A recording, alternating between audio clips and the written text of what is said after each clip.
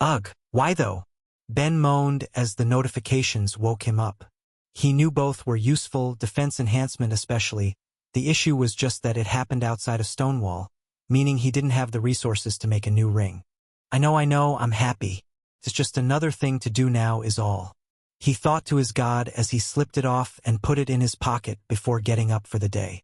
It was still early, so he got up and began preparing breakfast for everyone from the ingredients Falk bought after finding the place.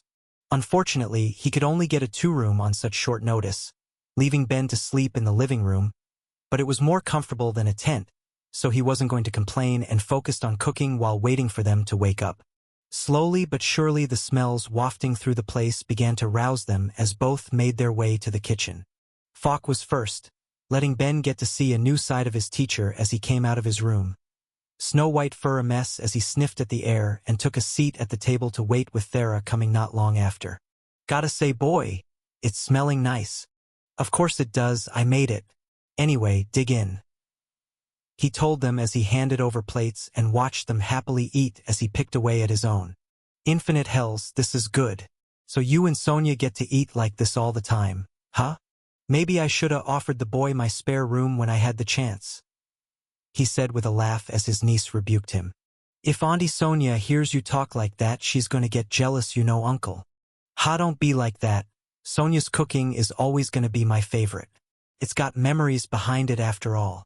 Then maybe you should put that same offer out to her, she said quietly, drawing a glance from Falk before he went back to focusing on his meal. It was funny to think that in all the time he'd been in Stonewall, his teacher had barely gotten to taste any of his food, but any time he came over to share a meal with everyone, Sonia insisted on doing the cooking. While both he and Thera were aware of her aunt's attraction to the Yeti, he couldn't say for sure just how aware of it Falk was. On a scale of 1 to 10, how rude would it be to try and probe a little here, do you think? Ugh, point taken.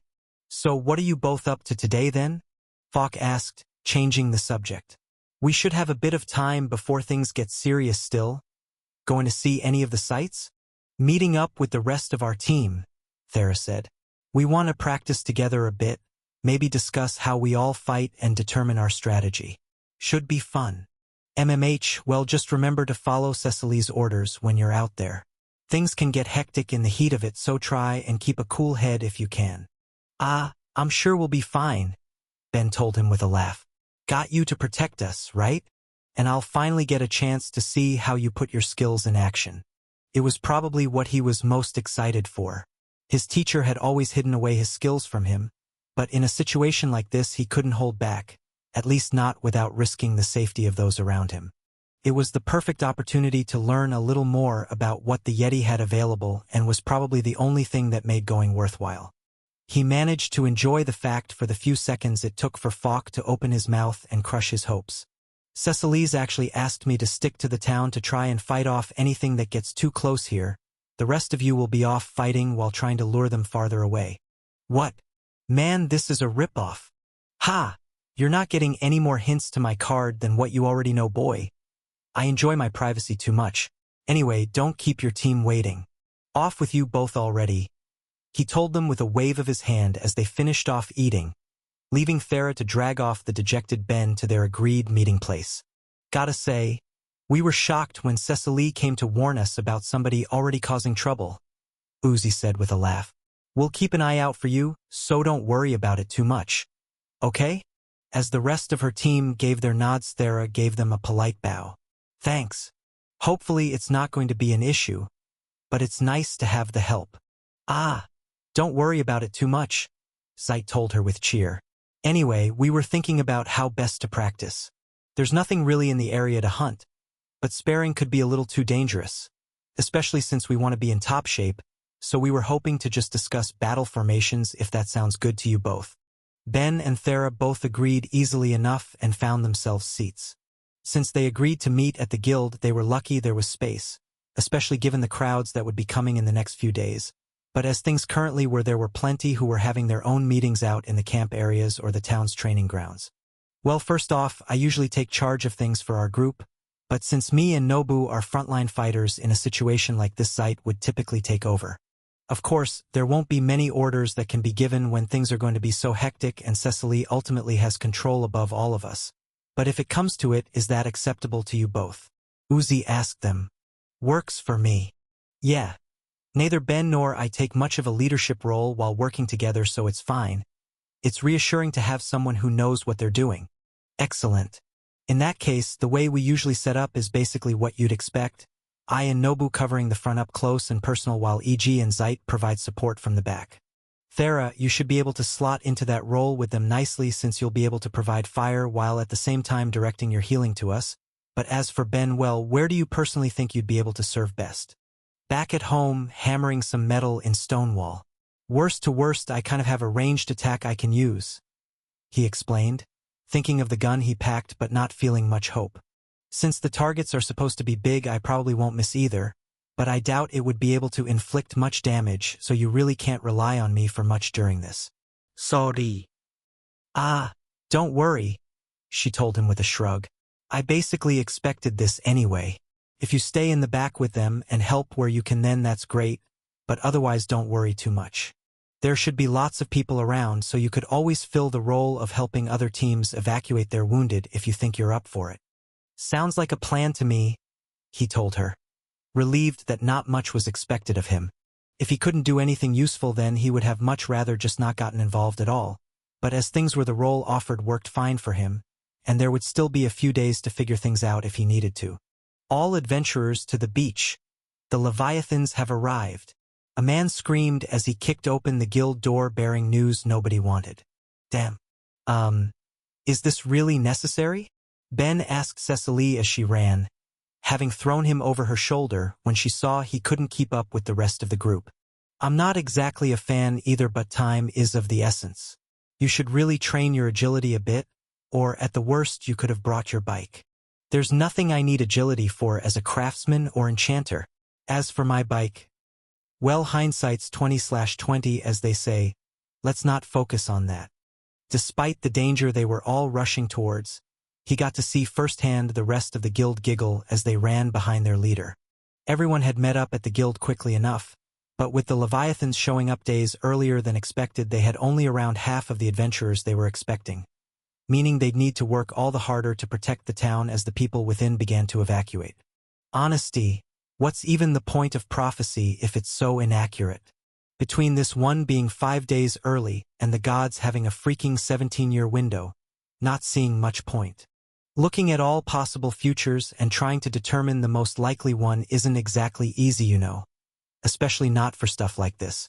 Ideally, the prophets would stick to predicting weather and harvest seasons, but they need to at least try and help divert disaster if they see it on the horizon. At the end of the day, no matter how finicky it is, it's better than nothing. After that, Cecily outlined the main goal for everyone as they ran, namely ensuring that the town was safe by leading away as many of the beasts as they could before truly going on the offensive. It all came down to how they did it. Thera, of all of us, your magic should be the most powerful. I'm told they were spotted pretty far out still. Do you think you could attack from a distance with enough power to get their attention? I can't guarantee my accuracy, but if I keep trying, I should be able to manage. Good. As soon as that was decided, they arrived at the beach and Cecily shouted at the other guild leaders what they would attempt, only stopping as she heard Ben swear by her ear. Cecily, a bit of a problem, he told her as he contorted himself to be able to stare into the sea. There's a bit more than the dozen we were expecting. I count 23. She dropped him as she whipped her head to look for herself, trying to see the heads poking out of the water in the distance. Are you sure? I only see a few so far. I'm sure, he said confidently as he picked himself up and grabbed her arm, pointing them out one by one and leaving her stomach to drop with things only getting worse with what he said next. And I don't think those are all juveniles either. What? Look at the heads of those 4. It's a bit hard to tell because they're farther back than the rest, but if you ignore the perspective playing tricks on you, it's pretty clear the size is going to be around 3 times larger than the others. Infinite hells, she shouted as she passed on the information to the other guild leaders standing around as they prepared their own adventurers.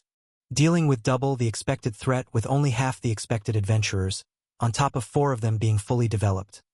All of the guild leaders knew the smart move would be to retreat and scrap the town, but the people living there had put off evacuating too long, having placed too much faith in the accuracy of the time frame they'd been given, as well as the threat they'd have to deal with. This was too much.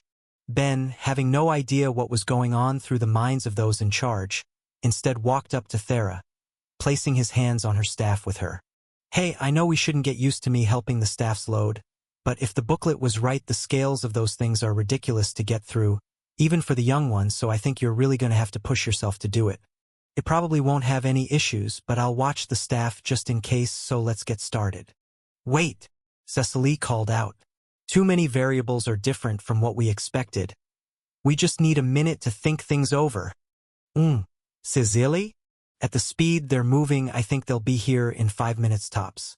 I mean, they might end up moving a bit faster after being attacked, but I really think we should thin out the numbers before they get closer.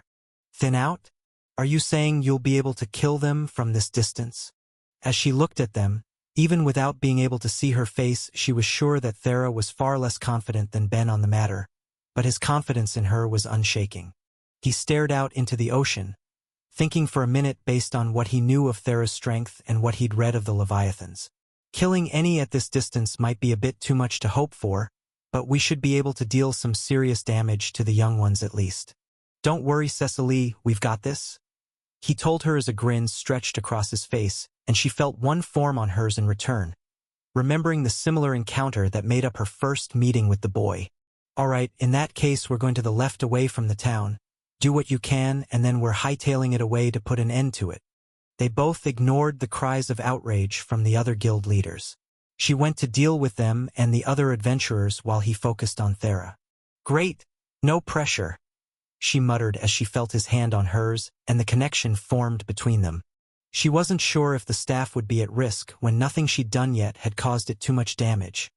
But with the sudden rise in pressure, his presence felt reassuring as she began her spell, reaching deep into the earth to get solid rock instead of just the sand beneath her feet and shaping it into a circular saw.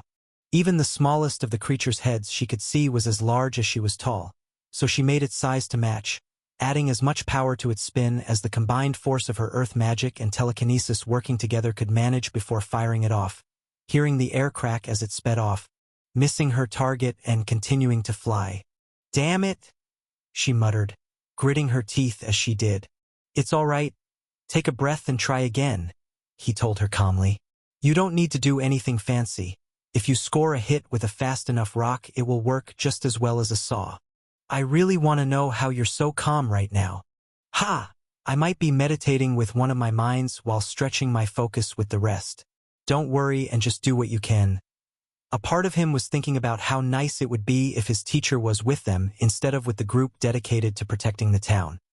He would have even taken the annoying demigod at that point or the other summoned hero with him, but all he could use was the hand he was dealt. Thera did as he said, pulling a rock from the earth, far larger than she'd been using since she started gaining more control over her magic as a whole, and once again put as much raw force behind as she could, the power of it being shot off making it look like it was skimming across the water as it went, not stopping for anything, only losing some of its speed as it made contact with one of the distant creatures, leaving them and the crowd of onlookers to watch it sink into the water, not rising again. A cheer went up around them at their small victory, but there was still plenty to go, and with no other choice in the matter, Thera reached into the earth to prepare her next shot. That's enough, time to run, Cecily shouted as she grabbed Ben to keep him from being left behind and got everyone to start sprinting. Thera's efforts had managed to cull the number by 10. They couldn't be certain they were dead given just how tough they were known to be, but even if they weren't, they were out of commission for the time being and could be dealt with later. The issue now was how successful they'd been at gaining the remaining beasts' attention. Their eyes were firmly locked on them as they broke through the water onto land, giving Ben his first good look at the monsters. Dragon was the only way to describe them. The smallest of them was as large as a 2-story house, with the 4 adults making their way out of the water behind them feeling like small mountains to look at. He knew that was just the fear, but when coming face to face with a creature that overwhelmingly big, fear was persuasive. Though lacking wings, their powerful limbs looked ready to tear into the earth as their thick, dark scales kept them safe from damage. Not that anyone was trying to attack at this point. The goal had become putting as much distance between them and the town as they could to give those living there more time to evacuate, and it was clear the adventurers were putting their all into that goal. The size difference alone made it so each step from one of the beasts shook the earth and made every bit of distance they fought to get meaningless as they easily caught up. Unlike the others whose focus was entirely on speed, Ben got to sit back and watch the entire thing from the comfort of Cecily's shoulder, letting him see just how soon they'd be upon them. As the nearest ones opened their mouths, his first thought had been they were going to lunge and try to snap up those they could, until he remembered the detail that had stood out most to him in the briefing. "Oh, son of a bitch! Fire incoming!" he screamed, giving everyone seconds to throw themselves out of the way as hell rained down around them. Even without being hit, the heat was blistering and just breathing the air itself burned. Thanks to the warning, no one died, but half ended up injured, being too close to the flames they spewed, making it clear to all they could run no longer. Seeing this, Cecily took charge, shouting out orders for all to hear. "Everyone to your groups. It's time to fight. Don't let any return to town." She put him down as everyone rushed together, letting him and Thera be greeted with Uzi's laugh. "Man, this really didn't turn out well, did it? Gotta deal with what we're given," Sight said, trying to sound confident. "Uzi, Nobu, go help the other frontline fighters with the large one to the left. There's not enough people covering it. The rest of us will do our best to support you from here." The two gave a nod before running off, weapons in hand and ready to fight as they went in swinging, though it was hard to be sure if they were anything more than an annoyance to the beasts. Iji did marginally better, firing arrows to the creature's eyes, but few hit its mark as it flailed about, trying to attack those at its feet as many were flung away, only to be healed as Zeit and the other light and life mages directed their magic to them. With so much distance between them, it was less effective than it would be if they'd been closer, but it was made up for by the volume of healers as the other groups nearby helped as well. That left Thera to face a different problem while fighting them. Of everyone, she was most equipped to deal damage to the monsters thanks to the sheer volume of mana she possessed. But throwing boulders carried dangers for those around her. Even if she hit the creature, it could fall and crush those fighting at its feet, meaning she had to focus more on her control than exerting power as she pulled a boulder from the earth, and instead of throwing it, imparting as much force to the act as she could. She needed to repeatedly bash it as the Leviathan tried to fight it off, never letting the stone leave her magical grasp as she pushed the limits of her control. Each time stone hit scale, the Leviathan shook and Thera had to struggle not to let it slip from her hold, lest those chipping away below it suffered for it. But it was starting to take its toll on her.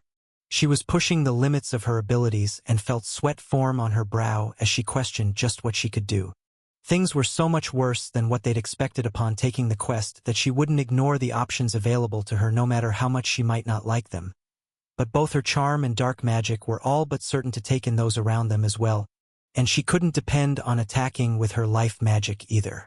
Considering its massive size, it was possible attempting such a thing would have the normal healing effect one would expect of the spell instead of being any help. It was as she was searching within herself, trying to find anything more she could do, that it opened its mouth as the smaller ones had before, and they all knew what was coming.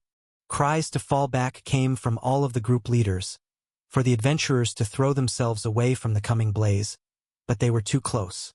Some would escape, but many would be helpless, cooked alive and dead before they could scream.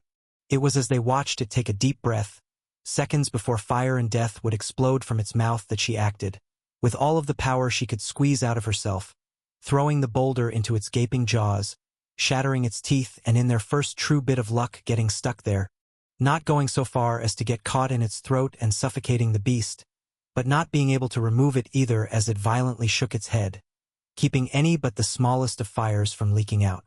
A cheer went up, but the event only enraged it all the more as it swiped at those on the ground, flinging them through the air to land with violent thuds, bodies bruised and broken from the assault before they got back up to rush back into the thick of it.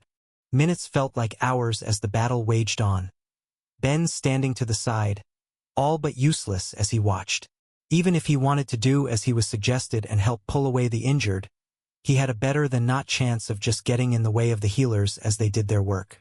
There simply weren't enough people around to spare anyone from the front line, Healers had no choice but to do their best to keep them in fighting shape. Worse, when he looked around at the others, it was clear that of all groups focusing on their own Leviathans, they were having the best luck, at least compared to the others. Even though they were going against one of the largest, he could see damage building up, but as he cast his gaze to those around him, more often than not what he saw was people collapsed on the ground with nothing else to give. It was a losing battle, and if they didn't do something soon, then it would be the end for them. As he stared on, knowing just how hopeless it was, a single idea came to him.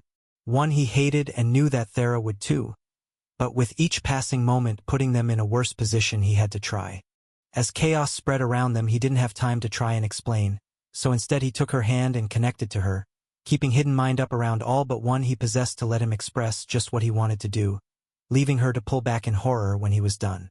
One of these days we really need to have a serious talk about how badly you seem to want to die. I wouldn't be suggesting it looked like we had a chance of winning. Now can you do it? I don't know, I've never tried to use my magic that way before. If you're right, I'm pretty sure I could kill this one instead. Yeah, but that leaves the others. Come on. Give me a little trust here. She didn't want to give in, but it was obvious things were far more dangerous than any of the guilds had expected. The lack of manpower simply couldn't handle the overwhelming monster presence surrounding them, so rather than try to argue any more, she did as he asked and pulled even more stone from the earth and bringing it to the Leviathan. With the greater amount of mass came a loss of speed and control, but since she wasn't trying to attack, it wasn't an issue. Instead, she brought it to the thick neck of the beast and tried to use her magic to alter the physical properties of the rock itself, forcing it to flow like a liquid as she fashioned it around its neck while the Leviathan struggled and fought to avoid it with all of its might, not knowing what was happening but understanding it was the fault of the same creatures attacking it. Thera kept pushing, doing her best to keep it from getting away as the rest kept up the attack, until in a moment of vulnerability she succeeded, canceling her magic and leaving a thick stone collar in place around its neck. He gave a small cheer as the people fighting with them didn't have time to question what the point of it was. Zeit looked to them both briefly for an explanation as he cast his healing spells on the others around them, but before any words could leave his mouth, Ben rushed over, grabbing both him and EG as he gave Thera a shout. All right now. Now what? The skeletal slime questioned, with EG looking just as confused when the earth under them began shaking and rising into the air, Ben casting them a mad grin as he did. Sorry to drag you into this, but we have an idea to end things now. Just gonna need your guys' help. Hope you're both good at hanging on to things. With no more explanation than that, they were carried through the air towards the beast until they were right behind its neck as it focused on fighting off the others around. Zeit and EG looked at their temporary teammate, wanting to know just why they'd been brought so close to the beast. But the next words that came out of his mouth were nothing but insanity. Jump and hang on tight. He yelled as he did just that, throwing himself from the stone platform Thera controlled to hang on to the thick stone collar adorning the Leviathan's neck. Neither of the two wanted to follow suit. Just because they were adventurers didn't mean they were suicidal, but it was obvious to see that with the way things were going, they wouldn't be winning this without a gamble. And if the boy thought he had an option that made him push so far, then they trusted and followed him, throwing themselves from the relative safety of the platform to hang from the collar as well, holding on for dear life as the beast tried to shake them off while Ben got to work. As one of his minds was dedicated to nothing but hanging on, the rest were absorbed in connecting to his magic rings, using them to build his enchantments as he did. As things stood, they might be able to beat a few of the Leviathan, but it would only get worse for them the longer it stretched on given their size and power, and as far as he was concerned, the perfect solution to that was to have something just as big and powerful on their size as well.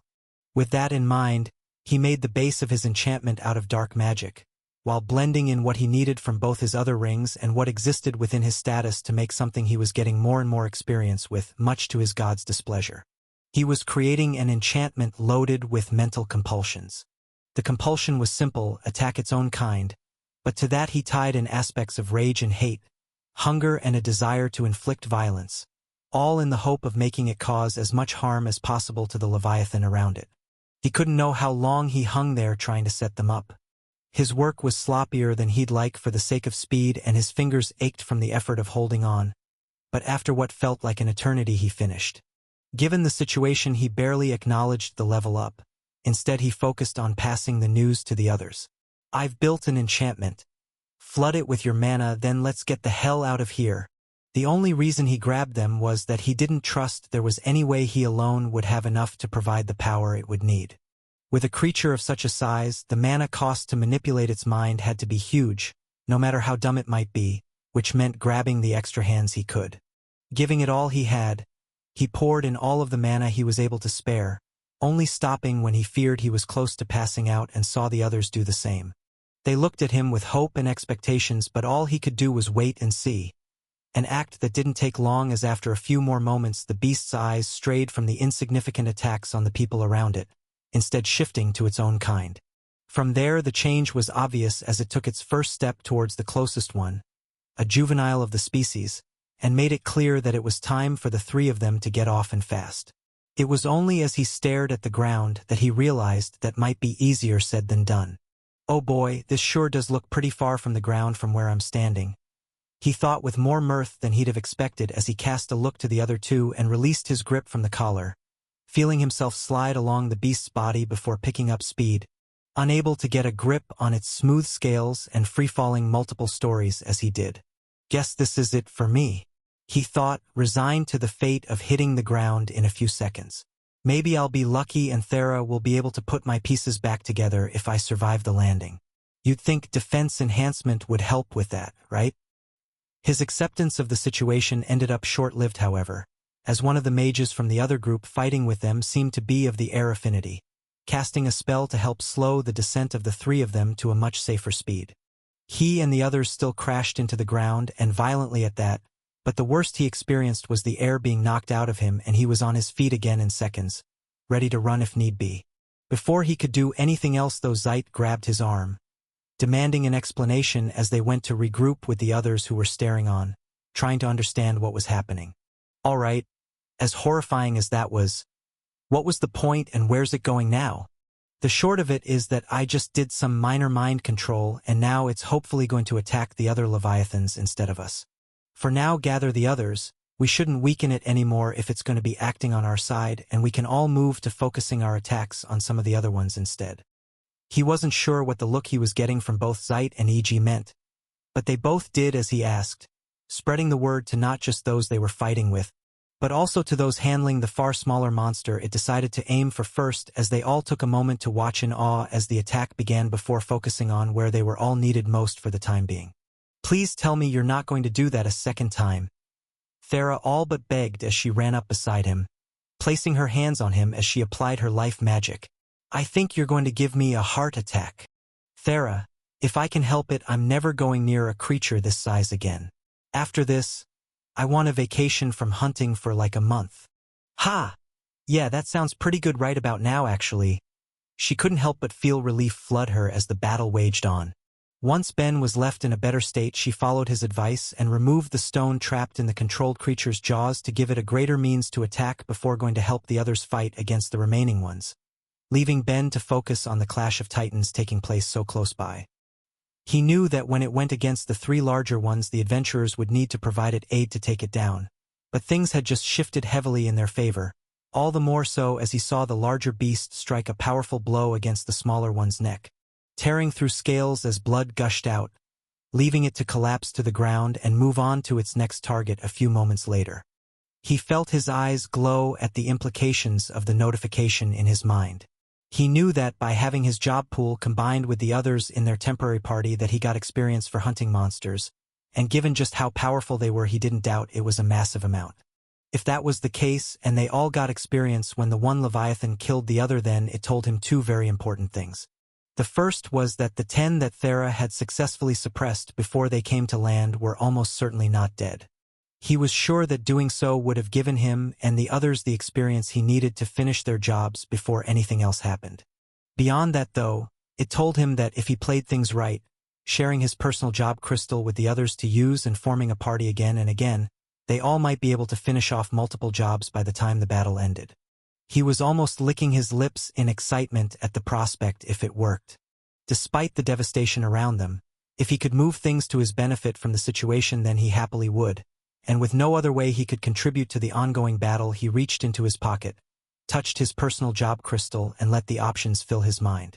Available jobs: Trap User, Tree Tamer, Craftsman Alchemy Path, Craftsman Artistic Path, Craftsman Blacksmith Path, Craftsman Cooking Path, Craftsman Stonecrafts Path, Craftsman Sewing Path, Heretic, Holy Craftsman, Kin, Tank, a Mathematician, Fractured Mind User, Adventurer, Cursed Item Maker, a High Craftsman. So many options available, but just to be safe, let's take the one I was planning on taking anyway since there's nothing new. Silently, he selected the Fractured Mind User job, feeling certain that he'd be able to finish it easily enough if things didn't work out as he'd hoped as notifications exploded in his head. Name: Ben Hef. Race: human. Titles: Apostle of Myriad, the Forgotten One, Miracle Maker, Skill Learner. Jobs: Fractured Mind User, LV4. Previous jobs: Apprentice Craftsman, Craftsman, Priest, Enchanter, Mind User, Magic Item Maker, Magic Weapon Maker, High Enchanter. Attributes: A Vitality, 203. A Vitality Recovery Rate, 3 per hour. Mana, 146. Mana Recovery Rate, 8 per minute. Strength, 214. Agility, 86. Stamina, 731. Intelligence, 635.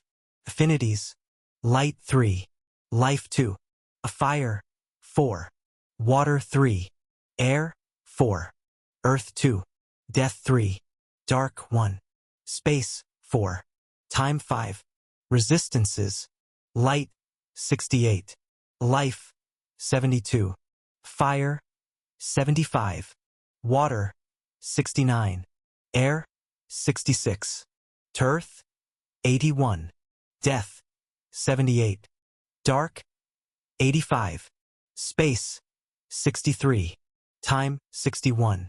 Blessed Skills: Crafting LV8, Enchanting LV7, Focus LV7.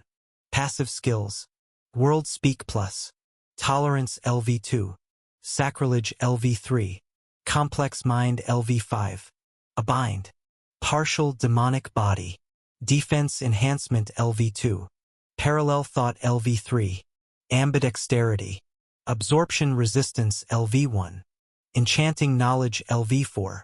Active Skills: Dismantling LV4, Stealth LV1, Connect LV8, Hidden Mind LV5, Calculate LV3, Knife Wielder LV0, Hammer Wielder LV0, Meditation LV1, Cycling LV0, Marksmanship LV0, Speed Reading LV1.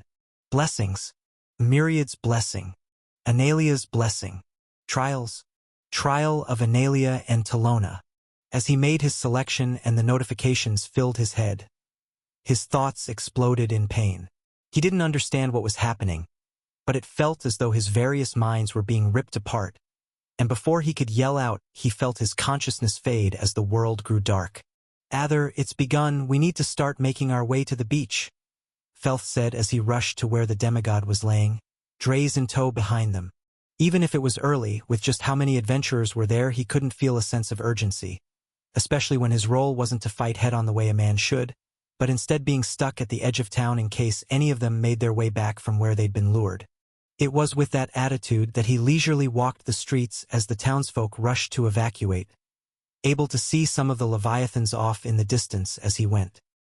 He couldn't help but find his role to be a humiliation, but he knew it reassured the townsfolk, which was why he was forced into it. As worshippers of a god of earth and the spear, the entire priesthood available would be with him, but counting the monster heads in the distance, he doubted they'd need it.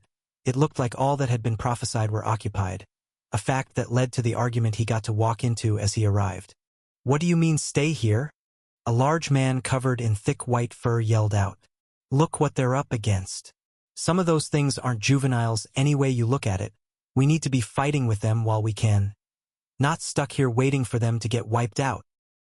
He seemed to speak for all of the adventurers who'd been told to stay behind, but the head priest he was yelling at wouldn't back down.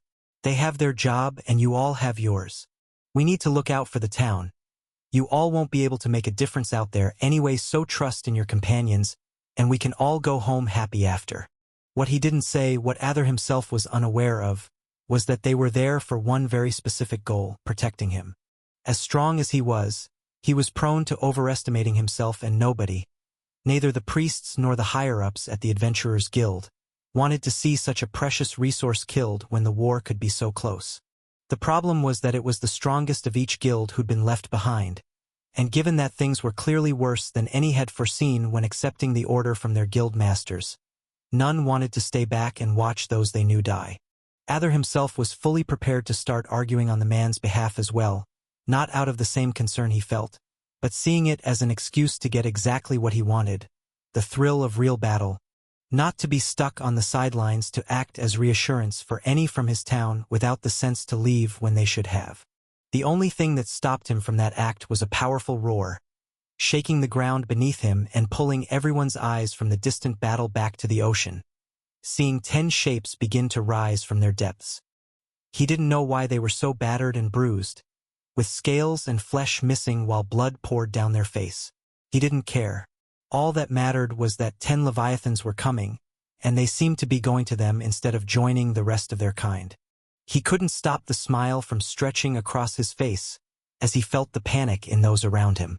They had never expected to come up against almost as many as had been prophesied, and were likely feeling the same way the adventurers in the middle of battle felt. Afraid. He, though, was different. He was better. As far as he was concerned, this was a gift to show his strength and power, to present what it meant to be the son of Aneth. And as the priests tried to figure out how to handle the unforeseen event as the adventurers got themselves ready for battle, he ignored them all and charged forward, spear in hand. Ignorant of any swearing in the background, he rushed towards his foes, the only thing overtaking him being the spells of the mages, fire flying to sear exposed flesh, water freezing at their feet as they went, and the first target of his attack being engulfed in a dark haze. Ignoring it, he threw himself at the beast, using all of the power that came with his high strength and agility to run up its back as it weakly tried to throw him off. Its slick scales gave him trouble as he ran, but he did his best to stay on until he made it to the beast's neck, climbing up it while coating himself and his weapon in his awakened earth augmentation. As he got to its face, plunged the spear into its eye until his arm entered its depths as well. With an ear-shattering scream and a burst of flame, the monster cried out, shaking him off in its death throes and leaving him to focus as much mana into his augmentation as he could to protect his body from the fall. He rushed back to his feet the moment he could, aching to get back to the fight, but one of the other monsters was faster than him. He had landed too close to its feet, and the moment he picked himself back up, it delivered a powerful swipe, throwing him through the air and into a group of mages firing their attacks at it, knocking them to the ground with him. Damn beasts, he spat, feeling his bones break. The only thing that left him even that well off being the fact that he hadn't released his augmentation. He brought himself to his feet, eager to get back into it, and shouted an order at those he'd been thrown into. One of you heal me already, and somebody grab me a new spear. He had no intention of leaving any of the glory for the others when they were all fighting from a distance or too weak to get their kills alone. It was as they were doing what they were told that a scream came up, not from a dying Leviathan, but instead some of the priests from his side, and he turned his head to see the commotion as he was being healed, letting others handle the fight for the time. He didn't know what had been happening with the distant adventurers, but it seemed safe to say they'd failed. Admittedly, they'd done admirably enough, but there was a single Leviathan off in the distance beginning to make its way back. A part of him was surprised it was still standing. Its body was covered in wounds and blood poured out, flooding the ground as it went. It was only as it got closer that he was able to truly grasp the scale of the beast. Towering above the ones he currently fought, even he couldn't help but feel a tinge of fear as it came closer despite its wounds. As much as he didn't want to admit it, it looked like they were in trouble. They'd taken down one, and it seemed like it was immediately being replaced by something far worse. It was only as it lunged to one of the smaller Leviathans that his fear turned to confusion as he saw that not only had many of the adventurers charged with suppressing it survived, but were running after it, yelling for them not to attack it until it was the last and to focus on the other. By the time his bones had completely healed, he decided not to question it, simply accepting it as their good luck. Only a couple of hours later and a victory celebration had exploded around them. While the townsfolk hadn't been brought back yet out of fear that there might be more given the low accuracy of the first estimate, that didn't stop them from breaking out food and drink. Not only had they won, but they'd managed without any deaths. An intense level of injuries, yes, but he'd been told of the mage who'd helped ensure that. Not just a powerful life mage, but an earth mage as well who'd managed to inflict intense damage to some of the Leviathans while helping to heal the injured after. Someone he'd only grown to want more and more as he was told about just what they'd done with the adventurers, but also one of the few who hadn't joined in on the festivities. He couldn't shake the thought from his head. It offended him on a deep level for someone with such strength to not be using it to fight for him, instead rotting off in some no-name town, and he decided to do something about it. With drink in his stomach and felt too busy with the priests to keep an eye on him, he left to get what he wanted. As Ben woke up, he felt his head pounding as he tried to take stock of just what had happened. The last thing he remembered was selecting a new job and notifications flooding his thoughts, followed by the feeling of his skull splitting. But now all that was left was a lesser pain as all of his minds filled his head. Wait, 1, 2, 3, 10? Why the hell do I have 10 minds? Myriad, you around? What happened? Given how complex minds seemed to work, he was sure he would have only gained a single mind from it with that level up, bringing him to 5. Finding his head so crowded was a shocking experience. What changed? Dude, give me some answers here. Ugh.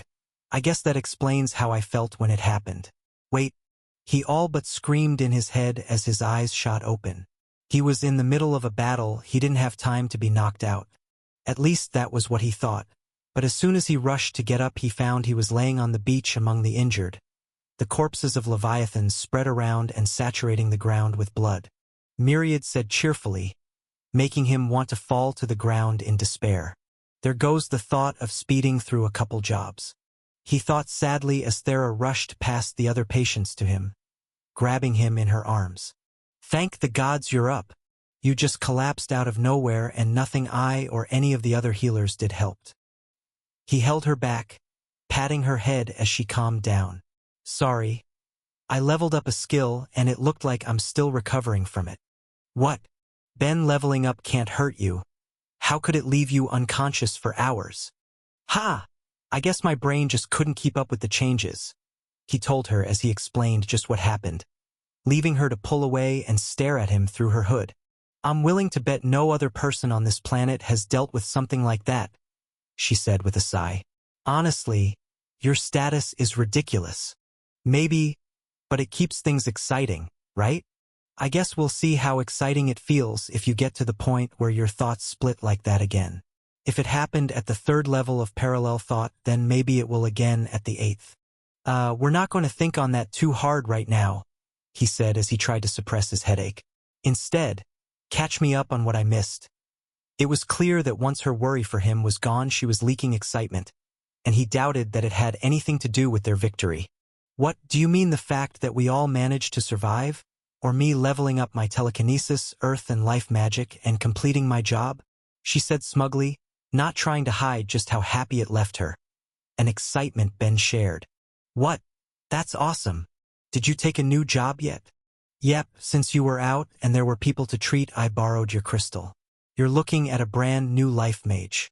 Now when you decide to do something insane like throwing yourself from a Leviathan, I might just have an easier job keeping you alive if you hit the ground without an air mage breaking your fall.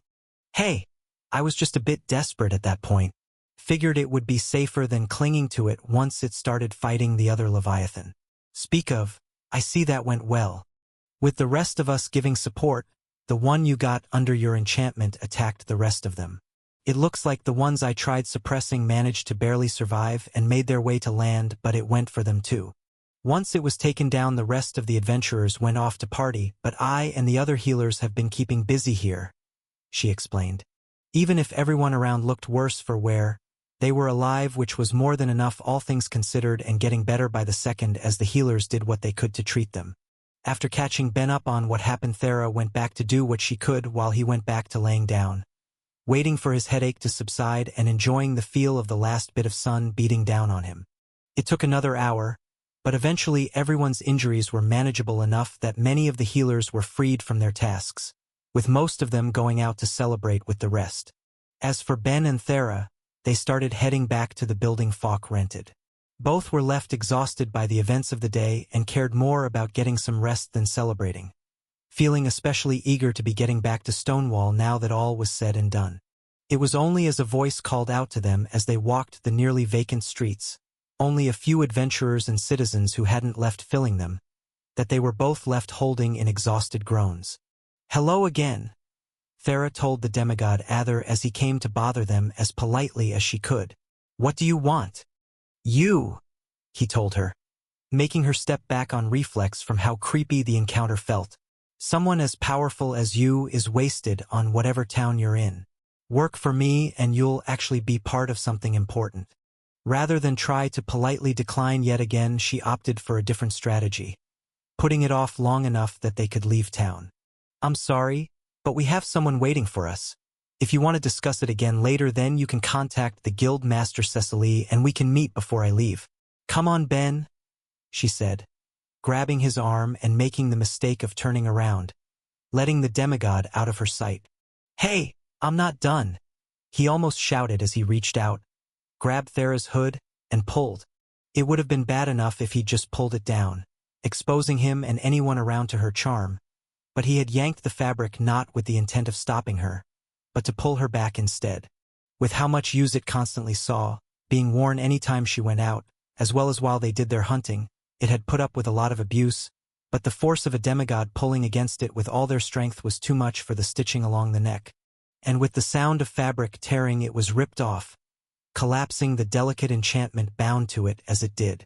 As Ben turned to look at her, she was already staring at Ather, her hood in his hand as the look in his eyes started to change while hers turned to one of shock and horror. There were maybe 10 other people around, and as if a switch had been flicked, they all stopped what they were doing to turn their eyes to her. With nothing else that could be done and a person with a horrifying level of power in front of them, Ben pulled Thera close and activated the barrier enchantment in his shoes before anything bad could happen, for all the good it would do. In much the same way as the braces he made for her, her magic was far too powerful to be stopped by the thin barrier, especially one set up to allow attacks from within to get out. The full force of her magic was leaking out into the world as everyone affected by her charm walked over, placing their hands against it and wanting in. "No, why? I didn't dash," Thera stuttered, the horror of the situation getting to her as she got to see up close the expressions of those who'd come under her magic. A situation that would only get worse as time went on, as more people passed by if they didn't do anything. Ben gently touched her face, bringing her eyes to his as he tried to calm her down, knowing he was going to have to ask her something that would tear her apart. Thera, it's not your fault. Just look at me. Ignore them and try to breathe. Okay?" She nodded her head, doing her best to calm down as much as she could while they pressed in around the barrier, doing everything they could to be as close to her as possible and practically blind to the others around. Why did this happen? I didn't even do anything. I was just trying to leave and dash." "Thera, I know. It's okay. I'm here. I know you didn't do anything wrong.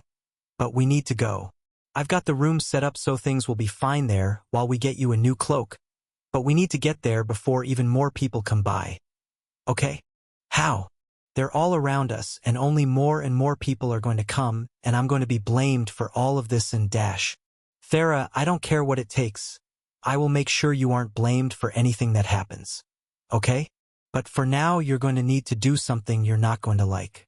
You're going to need to use a sleep spell on everyone and run back. All right?" "What? I can't just do that. Ben, doing that sort of thing in a town is a crime. Even if it's not my fault about all of this, I can't just attack people.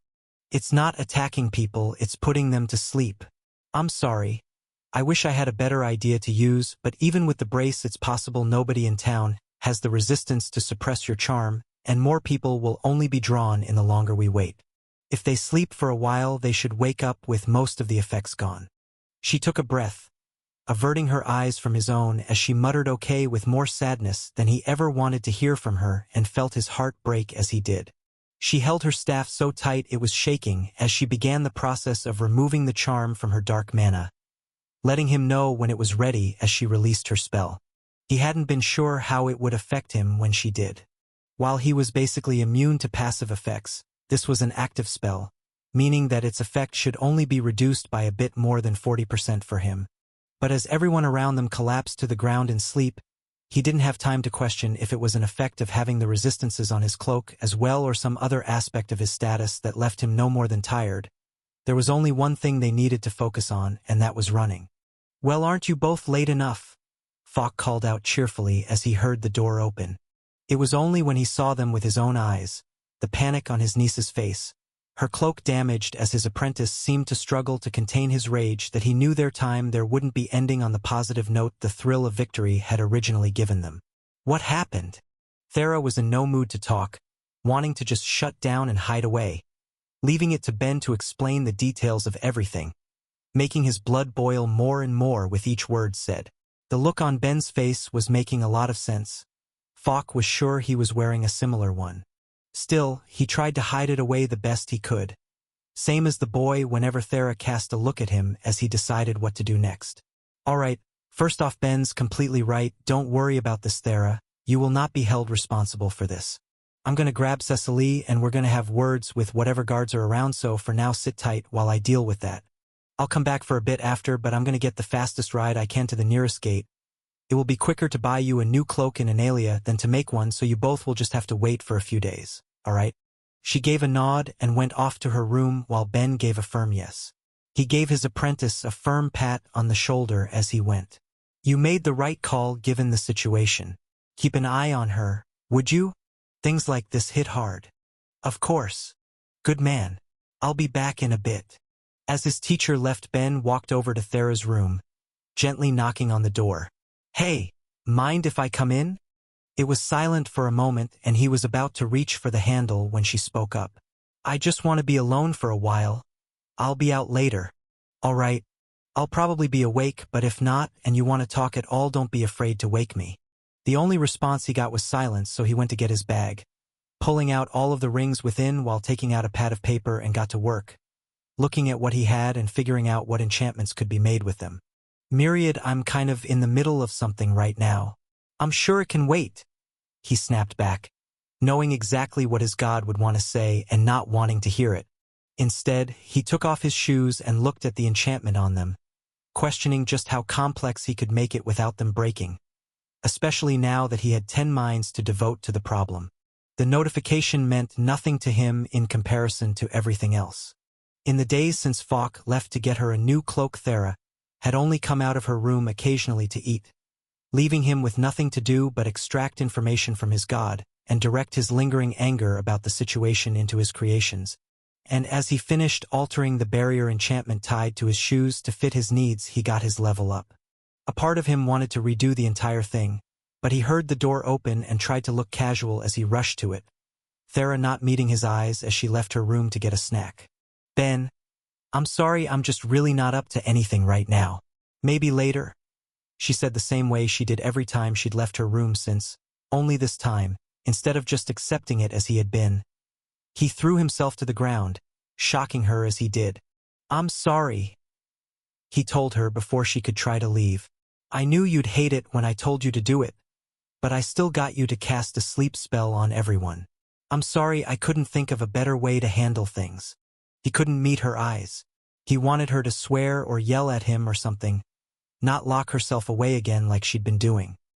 He waited for anything, but he hadn't been expecting her to pull him from the ground into a hug. I was never mad at you, Ben," she said as she squeezed him tighter.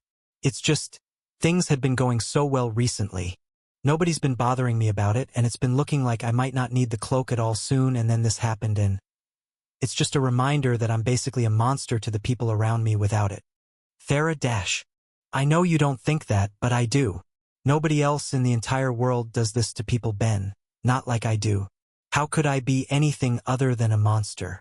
Since you have my brace so good right now, I should just hide away in Analia where I won't hurt anyone." He gently took her face as she held him, bringing her eyes out of his chest to look into his, letting him see the tears in them. Listen, Dash. You can't change my mind on this. It just takes the same thing happening in Stonewall and I'll have to go through all of this again. It would be safer for everyone if I just hid from the world. Well, if that's something you want to do, then I'll come too, he told her, watching her eyes widen in shock as he went on. I'm sure your mom would employ me, and like you've said before, it's weird for me to still be acting as an apprentice with my levels what they are. I should be cutting the cord. Don't be ridiculous, she told him as she let him go, beginning to walk away. I know you want to learn more from my uncle. It would be stupid to just leave. She wanted to ignore the offer. It was something he'd said in the heat of the moment. There was no way he'd actually do it. It was only the feeling of him gently taking her hand that stopped her as he quietly spoke. You're more important to me than that. What? She couldn't help but ask, turning back and seeing eyes filled with gentle earnestness. Ben, you're being silly. Your life is in Stonewall. Sure, there's Sonia and Falk and a few other acquaintances, but Myriad will be available wherever I am, and more importantly, it wouldn't feel like home if you aren't there.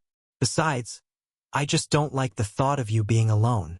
She went back to his chest, hiding her face in it, not wanting him to see the vivid gold of her blush and hoping he couldn't feel her heart pound as she stood there against him. For a while they both stayed there, neither saying anything until Thera broke the silence. You're not leaving Stonewall. Thera Dash. You're not leaving 'cause I won't either. Okay? I was mostly just saying things. It's not like I want to leave Auntie or Uncle, and as much as I'd like to see my new cousin more, living with my parents sounds like a massive pain. Besides, well, it's my home. In that moment she couldn't say she didn't want to leave him either, as true as it was the words stuck in her throat. Like saying it would be admitting something to herself she wasn't ready to handle. She felt her blush begin to recede and looked up to see the gentle smile on his face as her stomach growled, breaking the tension and drawing a laugh from him as she went to let him cook her a meal for the first time in days. After eating, they both went to sit in the living room where Ben had been sleeping, Thera grabbing a book to flip through now that she had the energy, while Ben dug through his bag looking for something and managed to come out with what looked like loose wire that he immediately began bending and fiddling with. Okay. I need to ask, what are you doing? Felt like making something, but I don't have many options. Figured I'd go for a little necklace to pass the time, he explained as he started shaping a square pendant for it. I used to weave necklaces and bracelets and stuff as a kid, so I figured it could be fun. Heck, I'm pretty good at what I do. Maybe I'll try to make some real jewelry when we get back. Actually, now that I think of it, I never see you or Sonia wear any Thera. Are you not a fan, or is that just not a custom in Analia? He felt fairly sure he'd never seen Sonia wear any at least, and he hadn't paid enough attention in any of his visits to the succubus homeland to say for sure. But Thera shook her head. Plenty do. I guess I just don't see much point when they'd be hidden away by my cloak. I'm not actually sure why Auntie doesn't though. I've never thought to ask. Well, in that case maybe I'll make you something when we get back to see how well I can do. While I'm at it, I'll see about getting Falk to make something for Sonia. Maybe we could make a contest of it or something. I'm pretty sure that would make her day, she said with a laugh, smiling brightly for the first time since they came back to the house and just in time for Falk's return. As he came back with cloak in hand, hearing his niece's laughter, he couldn't help but break into a gentle smile as he greeted her with a hug. I'm glad to see you're doing better. I guess I had a good talk about everything, she said, eyes shifting to Ben for a second before looking back to her uncle. So what now? Should we just head out? The adventurers from Stonewall had all found their own way back given the situation. They wouldn't need to wait for anyone. But Ben spoke up. I need to do something for Myriad before we leave, if that's all right. It should only take a few hours. He says it's very important. Works for me.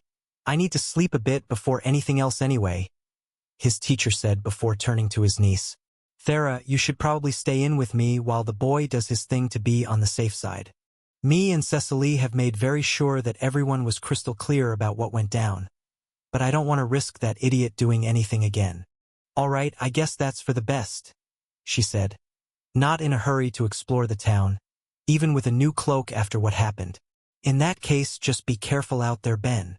Of course, be back soon. He didn't know if Falk had any idea what he was thinking when he asked for a few hours, but he was grateful he got Thera to stay behind. It helped make things easier on him, and with almost everything he needed ready, he grabbed his bag and went on his way, heading to one of the town's blacksmiths while they were still open. As he opened the door, he was greeted by the friendly shopkeeper, eager to help and make a sale.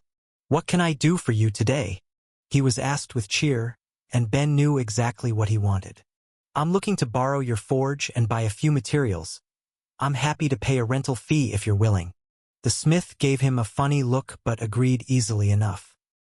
He wasn't making anything at the time, and profit was profit, so once funds were exchanged, he pointed to the small one in the corner and brought him everything he asked to buy as Ben mentally went over his plans before he began heating everything, starting with his cursed ring. It was only after a couple hours of making everything he needed that he left, the pockets of his jacket filled with tools, with his knife on his belt, and a long metal pole in his hand. "Relax, Myriad. I'm just going to talk.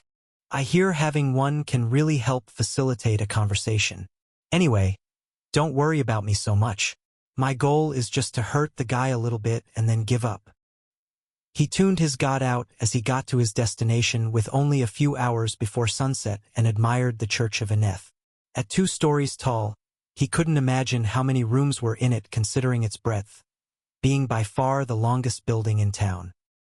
He couldn't say he especially cared about it, but he did his best to take it in, especially the statue of the powerful lizard at its front, he knew to be the god it worshipped, before going to its doors and letting himself in. As a church, it wasn't unusual for it to be open for anyone to access, and he was able to see it in all its glory, though he wasn't impressed. Sure, there was art and enough finery to give a feeling of wealth, but only one word came to mind as he looked around. Gaudy. It was simply too over the top for his taste, especially considering that, from what he understood, the race that worshipped him was in low enough numbers that he couldn't have compared in power to someone like Analia. It was obviously a display to make the god look better than he was. Shaking himself from the thought, he went up to the nearest priest to get his attention. "Excuse me, I met with the demigod Ather after the quest was complete. He told me to come meet him at the church after I finished some business of mine," he said lightly, lying through his teeth. A small part of him worried about what he'd do if he wasn't believed or turned away, but that didn't seem to be an issue as he was rushed with what seemed like urgency to him. In a world where so many gods ruled and commanded the faith of the people, it was unthinkable that someone would so brazenly lie about a meeting with the son of one, and as a priest who worshipped his father, he knew better than to make him wait. "Man, I had my doubts, but I really would have a harder time lying to see a king than this prick." "Huh? Hey, I'm just providing a valuable lesson about security while I'm here. Who knows, maybe they'll thank me after." He ignored the sound of his god sobbing in his head as he came into a large dining room with far too few people in it given the space.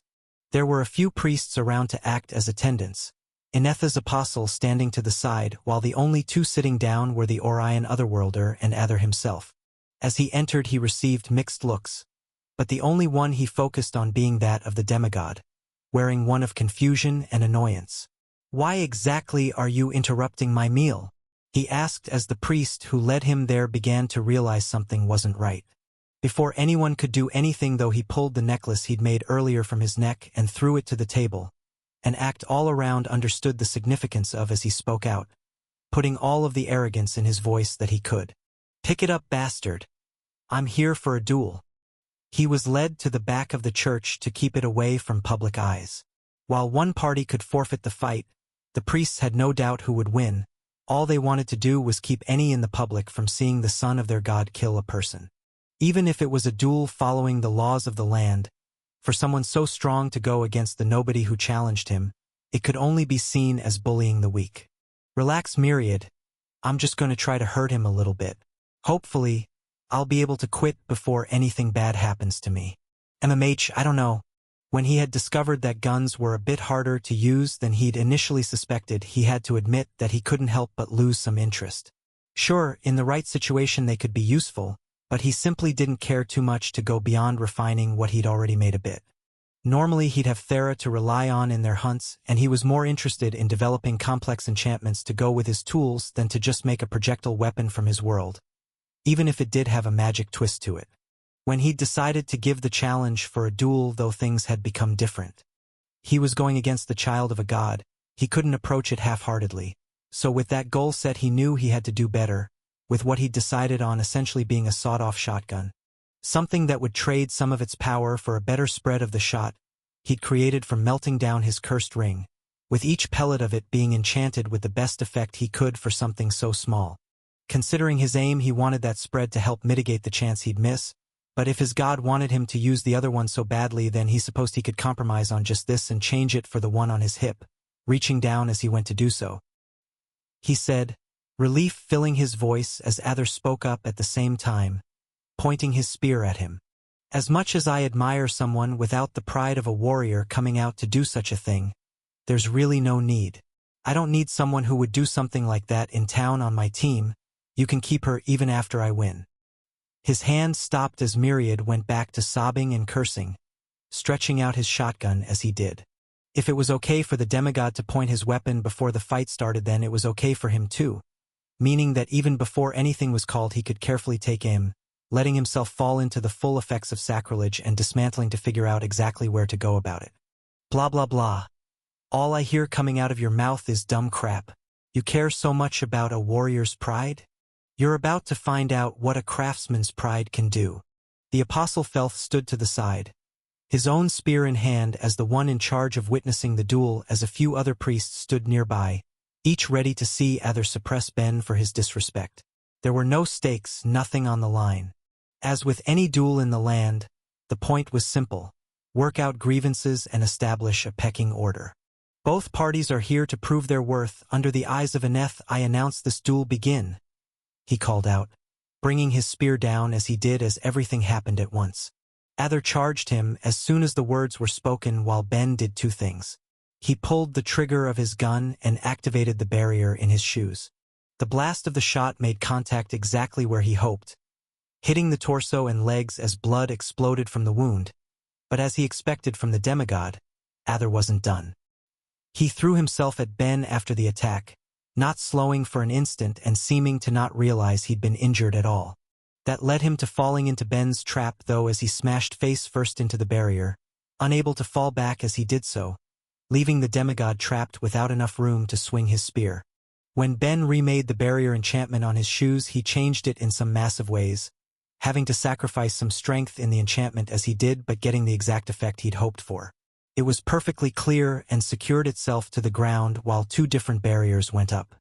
The first formed a circle around Ben, letting things pass through from his side while the other side couldn't get in. A bit farther out was another one with the opposite effect, letting things in without letting them out, meaning the demigod was sandwiched for the time being. He didn't let it get to his head, though, and instead acted as quick as he could, pulling his knife from his side and slicing down where he felt the instincts from his skills pointing to, having to move slightly farther out as he went until only the handle of the knife was still with him and he let go. The most important thing was not getting caught in his own barrier by letting any of his limbs out, so he left it to do its damage, all of the enchantments he'd put on it displaying their full effect, and his flesh started to cook as he reached into his pockets, trying to see what to grab next, only for Myriad's screams to get through to him in his moment of decision. The hell do you mean I've won? He's still standing, see? Oh. Oops. As he took the barest second to stop thinking on his next move to look at Ather's face, a few things clicked for him. The demigod hadn't thrown himself at him after he fired his shot, he just hadn't lost his momentum from his speed, and the reason he wasn't falling was simply because he couldn't. Wedged between two barriers, he was forced upright as blood dripped from his mouth and the wounds he'd caused gushed, the blood thinning and sacrilege enchantment on the pellets doing its work while the other ones caused their own chaos. And that wasn't mentioning his knife. With all of the rather violent enchantments he'd put on it when he'd made it, it was possible that using it on a person wasn't the best idea. He'd thought he needed to prepare for everything for the fight, but he'd made multiple serious miscalculations. He knew the demigod had awakened skills, likely of the earth augmentation and at least one other for spear use, but he didn't know if he had more or any defense ones at a high level, so he planned as if he did.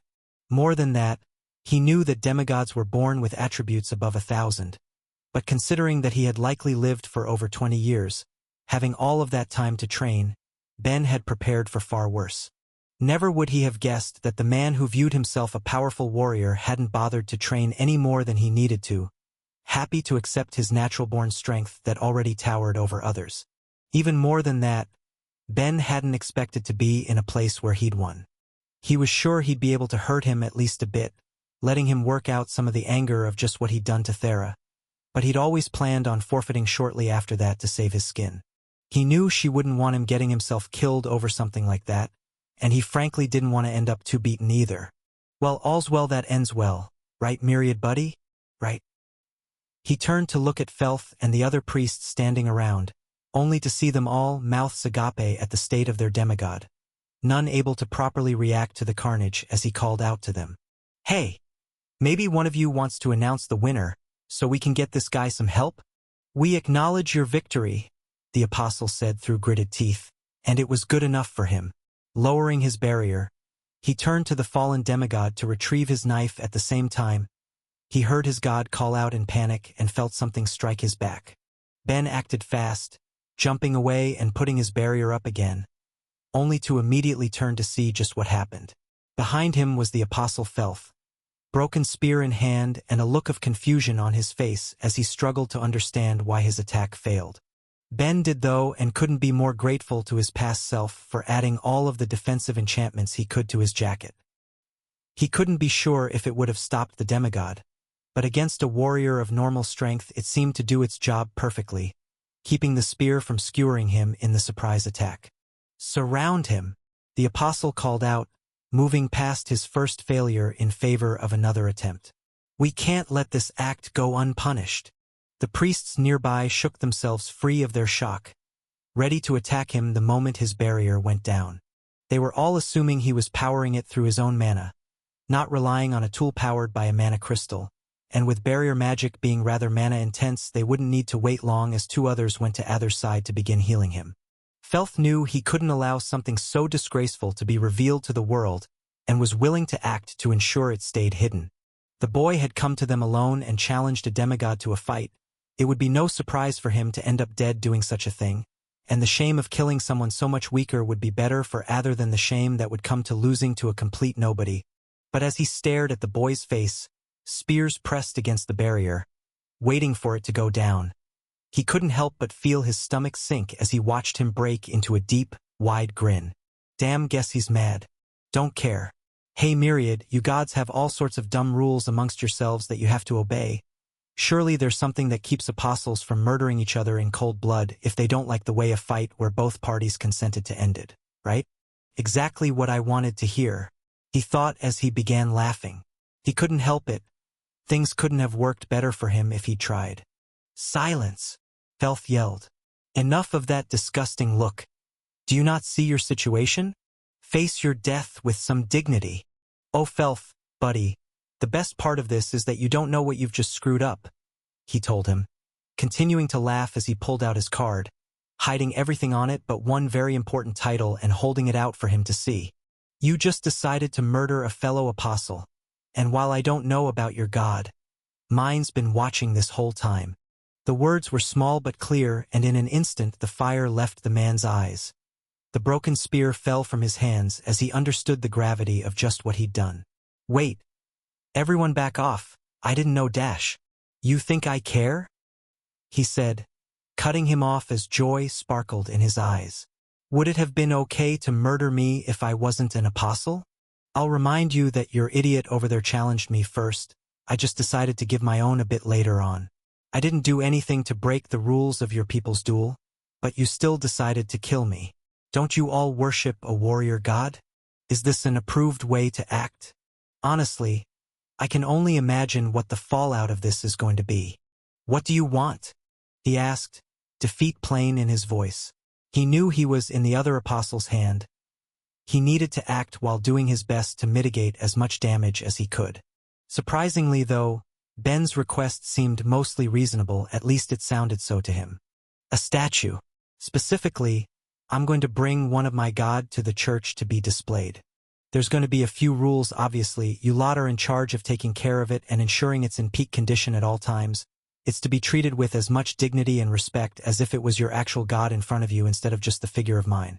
If anyone asks about it, you and the other priests of the church are to explain who it is and share the good word.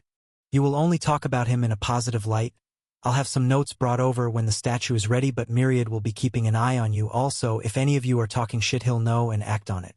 Finally, if anything happens to damage it, your church will be on the line to pay 5 times its cost to the Church of Myriad. The remains of the statue will be gathered and returned to the church, and the statue will be replaced at our earliest convenience, with the same rules in place for the new one. I'm going to be very clear about this too. We won't be keeping what happened here a secret, but we won't demand any sort of punishment for you or Aneth from the other gods.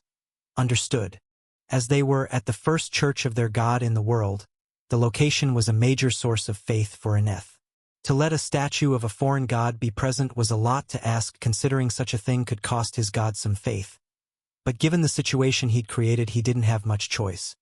His thoughts were only broken by the screams of the 2 healers. Why is nothing working?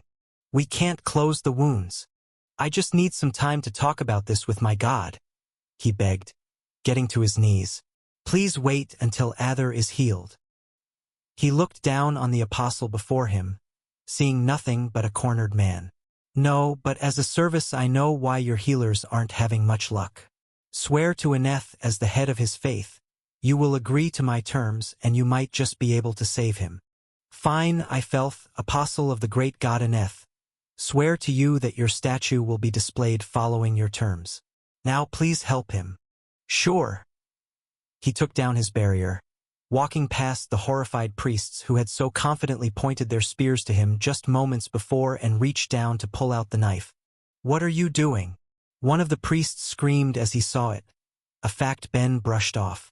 Well, first, this is my knife, I'm not leaving it behind. But second, I get that you guys left it in to not have to worry about any more blood loss, but by now everything it touched should be thoroughly cooked, and it has a healing suppression effect on it, which is why you all aren't having any luck. I'd grab a few more healers if I were you, but for the time being try again. With that done, he gave a half-hearted wave as he went on his way, not looking back as they dealt with the fallout as Myriad spoke in his mind. With the little I used, I'm pretty sure they'll only disrupt his mana and vitality regen a tiny bit. As for the blood thinning, well, if they close his wounds without taking them out, then he might just end up a little anemic if he's cut. He can deal with it. I only said I'd show why they weren't having any luck healing him. Hey, I probably would have done the same thing if he'd done anything that bad to Sonia or Falk or Steph or Will or you for that matter, if he could, that is. Besides that, all they'll see is a statue of me? You aren't looking very deep in my mind, are you? He asked as he felt his apostle's plans explode across his mind. Why, Myriad? I'm basically just getting started. Oh, thank God. I don't care what mind job is available next. I'm never going to get a level to calculate again. He thought as they got back to Stonewall, feeling relieved as he did. In the 4 days of travel, he decided to chip away at a few skills now that he had 10 minds at his disposal, but even getting Myriad, Thera, and Falk to all ask him questions at the same time as he read through a few books, it simply hadn't been worth the effort for that one in the end. They parked behind the shop and Ben was ready to go right in and get to work. He wanted to put his ideas into practice and he'd had plenty of time to figure them out, but Falk could see the look in his eyes and stopped him. I know you're itching to get your god's business over with, but we all need to report to the guild now that we're back if it can wait. Rewards to be collected, and Cecily probably wants to talk too. All right, sure, I guess I can wait. He hadn't gone into much detail about exactly what happened before. When he came back, he said that Myriad wanted him to talk with Anetha's apostle, and that they had behaved so inappropriately that they would be displaying a statue of Myriad to make up for it.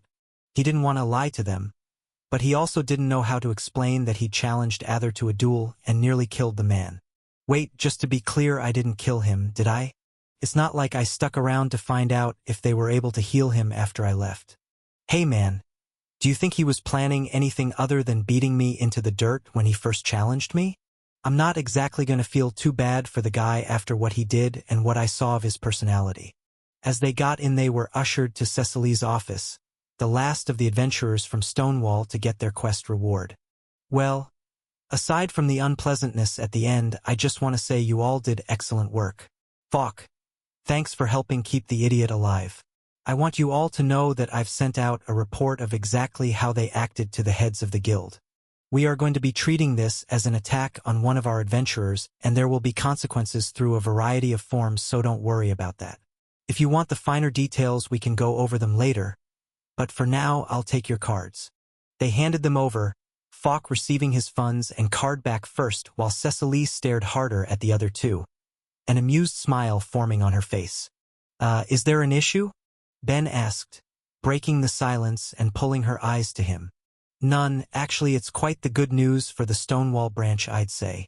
Based on what happened, the system views both of you as having around 40% of the total achievements each.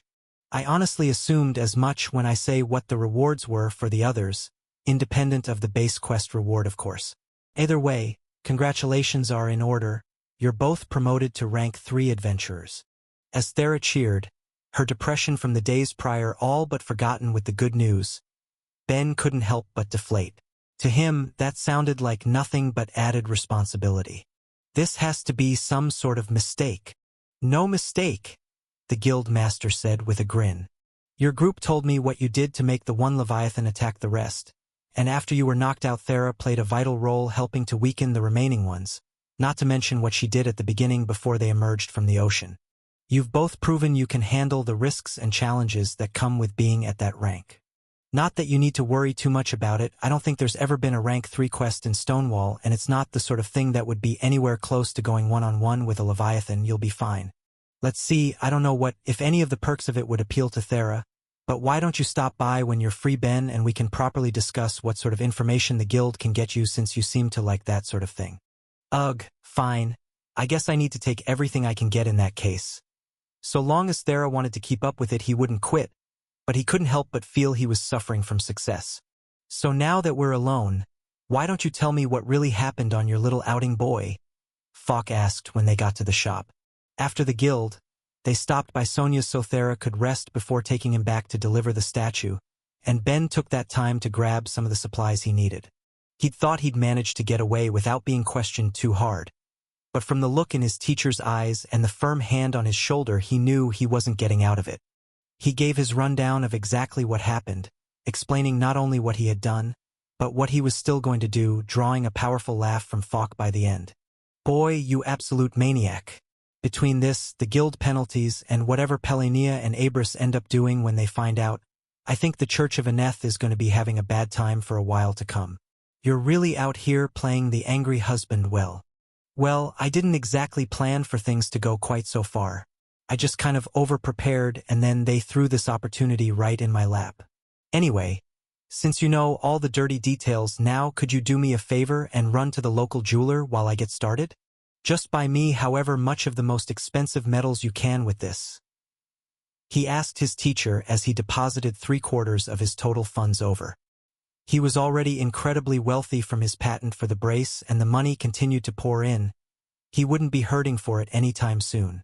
Sure, with this much they'll probably run out of stuff honestly, but if they don't, I'll get what's left with my own funds and will consider it an investment for when it pays off. He was just as angry about what happened to Thera after all. If he could help twist the coming knife even a little more than he would.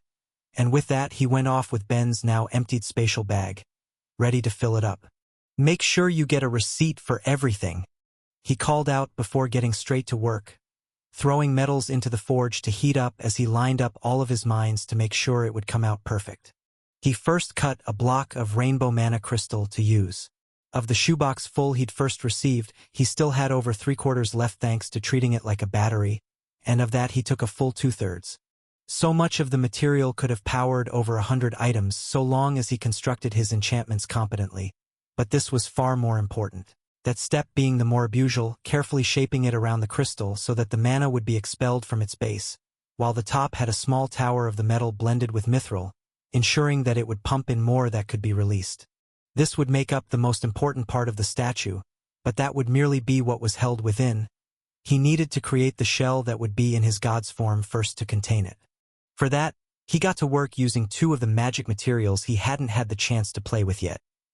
Cindian and Pondus, the first of which would become lighter the more mana was pumped into it, and the second would make it heavier. With both heated, he began pounding the Pondus, flattening it until it was a square meter in size. This was to be a statue of his god after all, it needed to be big. It was unfortunate that most of his supply of the metal was going into the base, but it was a fact he could deal with. The Cindian went towards the other 5 sides, though he kept from adding the top until he was done. There was a lot of space to fill in after all, and as he found himself questioning if Falk had come back yet, he found his bag to the side, his teacher watching from a distance. As he opened it up, he saw the receipt and felt himself swoon. It looked like he had plenty of money left over in the end, but they'd cleared out the shop they got it from and a few others along the way. Even more important than any of that, it looked like he'd stopped by his home and gathered his own hidden supply of magic materials to go into the final statue, meaning it was going to be far more expensive than Ben had initially imagined. "You're the best. I'm taking it out of the money you gave me, so it's fine. Get to work now. I want to see this monstrosity unfold." He would never dream of spending so much on something like jewelry normally, but the shop didn't carry large amounts of precious metals like gold, silver, and platinum, not to mention the regular jewels within, so he put his dismantling to work, removing any gems from the first two metals and leaving them to melt down in multiple crucibles while the platinum was tossed with the gems. As he waited for that, he went back to what he had so far, adding iron along sections of the sides to strengthen some areas, while leaving other spots free of any to help create crumple zones, followed by a smaller metal rim at the center of the base and stretching all the way up it for where the rainbow mana crystal would eventually reside. There was an enchantment that needed to be placed there first, but that would be for the end. It was then that he began pouring the molten metal, gems, and leftover magic materials in, letting it fill up the space while taking care to not let it affect his designs, though he couldn't help but find it lacking. He dreamed of completely filling it, but a town like this wouldn't have so much available at one time, and his teacher only had so much in his private stash, so instead he had to make do and went to the storage, picking out the more expensive materials they did have and getting Falk's permission to use them before incorporating them into the design. By the end, when all the metals had cooled and he had it completely filled up, he added a barrier enchantment to the interior of the statue, one that didn't have an activation condition, but a cancellation condition instead. It was one of the less frequently used enchanter spells from what he could see, but it was perfect for his needs, its only job being to keep the mana crystal from flooding the Pondus until it was ready, namely when a different enchantment broke. For the time being, he had to create a dummy enchantment to tie it to, the real one not being possible until they were on site, but with that he added the top to it, sealing it, and he was done. "That just leaves me with building a good ladder," he said, mostly to himself as he finished, only for a notification he'd longed for to explode across his mind. He'd finally made it to level 9 crafting, and with it came the limited analysis ability of being able to see the ranking of different items, with the statue immediately taking up his sight as he did. Statue of the God Myriad. Item grade. A lower rare. Oh, freaking sweet. I honestly wasn't expecting to get it so high, considering that at the end I was just fitting stuff in there. But looks like this means I can add a healthy boost to its final price on top of the material cost. Hell yes. It was only as he turned to tell Falk his fantastic news that he caught sight of the rest of the shop, his mind exploding with items on the sales floor being marked as upper rare without a single enchantment on them, with the handful his teacher had added simple ones to making it into ultra rare. The shock of it numbed him from his own achievement as he looked where his teacher kept the works he sent out to his clients, the words above the most recently finished project shining out to him like a beacon. Unnamed sword from the smith Falk. Item grade. Oh, lower legendary. Hey Falk. Quick question here, what the hell? I still can't believe that when you first recommended that I get Falk as my teacher, it was because you asked a crafting god to tell you about the best smith in the area. Ben couldn't help but complain to his god again after throwing some ground-up food and medicine around in the early hours of the morning before making his way back to Falk and Thera once he was done. I mean, yes, but I sure do want to know more now. Are you sure you can't just tell me a little about his status?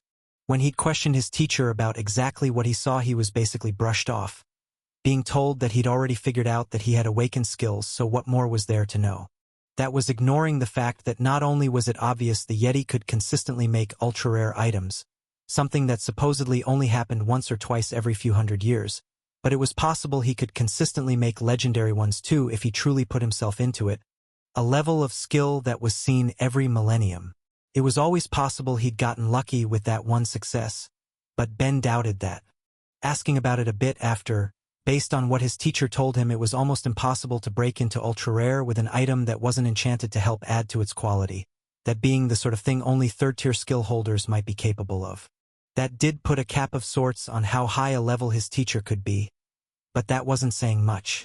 Ugh, don't remind me. I guess I'm not so curious that I want my teacher being eaten. I actually can't say for sure. The moment your body opened up, my brain sort of just shut down. Maybe you coughed me back up after? I don't know, you seem pretty content to slander me to your other believers based on what I saw when I met them. But relax, I won't. I know, you're absolutely right, the curiosity is just killing me is all. What's he doing in Stonewall if he's so good? For that matter, what sorts of clients does he have that could afford to drag him out of town for months at a time? No wonder he can afford to have the shop closed for so long. It must basically just be a hobby for him. I bet he's loaded. He kept complaining to his God for the entire walk back through the seaside town, longing to know more than his teacher wanted to tell, until he made it back to Thera and that very Yeti as they waited for him, his statue loaded in the cart with the ladder he'd be needing as well for placing it. Finished up whatever you needed to do? Thera asked, curious about why he'd gone off alone instead of just placing his statue and being done with it. Her experience there left her no love for the town, so she was looking forward to getting home again, planning to put far more speed into that goal than either Ben or her uncle would like. Basically, let's just wait an hour and then I'll set it up and we can go. Ugh, why though? Anytime I asked Uncle he'd just laugh. Come on, what's going on? Ha! Let's just say the Church of Aneth messed up extremely bad with how they decided to treat me. You'll see when I put it up, it will be worth it. They got to the church soon after that. The priests were only beginning to move as he had Thera park her carriage directly in front of the statue of Aneth, making it clear just what a mess had been made of it. Oh gods, Ben, was this what you were doing? She asked, sounding one part shocked and the other part amused. It seemed that someone had almost deliberately attacked the statue, having flung a ground-up feed that would bring a local species of bird to it in droves, while at the same time lacing it with a laxative, leading to predictably explosive results. It looked almost painted, and the smell would be lingering until it was thoroughly cleaned. I don't think you should be going out of your way to get any more levels of sacrilege. Relax, there's no way I get another one from this. Mostly because I just got one the other day. Anyway, we just need to get to the main reason I'm here, and then we can leave, so without further ado. He quickly stood up the ladder he made before going for the statue. Normally its weight would have been impossible for him. An almost cubic meter of metal and other materials piled together. The idea that he could move something like that under his own strength was outrageous. Even with how much stronger he'd grown in the last couple years working at the forge, there was a limit to what could be done. At least so long as tools weren't involved. Calling them tools was probably too generous even, at least from his point of view. All he'd done was set his remaining rainbow and white mana crystal into some morbusal and placed it on top of the statue, aiming it so that the mana would flow directly into the Syndion that made up all but the statue's base to provoke its magical effect. Even then it still wasn't exactly light, but by exerting himself he was able to walk it up the ladder on shaking legs, constructing the enchantment that would replace the dummy one he set up as soon as it was in position. It was as he reached the top and held it out above the statue of Aneth that the church doors flew open as Felth all but flew out screaming. What in the infinite hells do you think you're doing? If he wanted to stop him though, it was too late. Not that Ben would have stopped anyway thanks to what they'd agreed upon. As the words left the other apostle's mouth, Ben's barrier enchantment was complete. As clear magic walls fell down from the base of the cube, suspending it in the air, it also trapped the statue of Aneth within, leaving it in its current state for all to see. Really? He asked as he looked to the sky. This is what made me your enemy, placing a statue? I almost killed your son. He got no answer, not that he was expecting one. But a small part of him couldn't help but pity the demigod given the sudden turn of events. Despite that though, he didn't need to guess too much at what a title that named him the enemy of a god would grant bonuses to. He was just surprised that the system awarded it to him first. Really, isn't sacrilege a little too easy to level up? Ah shucks myriad, you're gonna make me blush. Ha, it's fine. It's a little surprising to get another so soon, but it's not like we didn't know it was a possibility. Honestly surprised I didn't get it as soon as I made it really, given I turned a statue of you into a weapon after all. From the get-go, the statue had been made with revenge in mind. He had built it to be as expensive as possible for when it was time to replace it, something he had no doubt in his mind would come to pass, as well as to deal as much damage as it could to the surrounding area. The barrier enchantment on the interior was designed to release if a certain trigger occurred and dump all of the mana from the crystal into the Pondus, raising its weight to tremendous levels and wreaking unspeakable destruction. He couldn't help but admire his work, even as he let most of his minds focus on the yelling apostle and priests behind him at the foot of his ladder. In all that's good. What is this? The agreement was a statue, not hanging a brick over the head of my god. Ben couldn't help but smile again as he walked down the ladder after removing the 2 crystals he used to reduce the statue's weight. It was as he stood toe-to-toe with the enraged man that he let himself act out in the face of his seething, slapping Felth across the face. What dash? Shut up, Ben told him, still wearing a grin and seeming to scare the other apostle as he remembered seeing that very expression when he got himself into this mess. I knew you were shameless, but I'd never have imagined you'd break your agreement as soon as I got here. An agreement you swore to in the name of your god for that matter. What are you talking about? Calling the divine form of Myriad a brick? You swore that you would treat it with the level of dignity and respect as if it was your own god, and to only talk about it in a positive light, but that's the first thing you say. Or is that just how little respect you have for your own god in that case? Honestly, if this is how you're acting immediately, then isn't our agreement not to push the issue of punishment for you and Aneth already void? It was important for him to show a strong front. He needed not only Felth, but his entire church to know that they were at fault and that such things would not be tolerated. Now that their god had gone so far as to decide he was their enemy, he'd be sure to treat them as such. May I remind you he tried to kill me? Considering how often that seems to happen and the fact that this is the first time I've actually gotten to do anything about it, let me work out a little stress. Wait. Felth began to beg, immediately understanding his mistake. Nobody would think that's a statue of a god. I didn't know dash. Very funny, Ben said dryly as he cut him off. I believe you said the same thing as an excuse during our last encounter. It looks like your ignorance gets you in trouble a lot. Seems like something to work on. The real question is how we're going to solve this. What do you want? Let's just make things simple, he said as he held out his card, and after a second the other apostle took out his own, seeing where this was going. How much? How much do you think is appropriate? Felth could see in Ben's eyes that he didn't plan on making things easy, so he selected an amount from his funds before transferring it over. Ben looked at it for only a moment before staring back at the other man. Is that all the Church of Aneth amounts to? The other apostle cringed. He transferred from his personal funds, but as the head of the faith he had access to church funds as well, and what had happened was an issue not between people but between religions. With another tap of his card, Ben looked at what he received, feeling more satisfied as he put it away. Again, this guy tried to murder me. Besides, I'm pretty sure they'll keep the statue up for at least a couple months before it falls down, and I don't want to feel short on funds in that time. And I just really don't like the guy, okay? Attempted murder tends to create a negative impression, not to mention what Thera dealt with.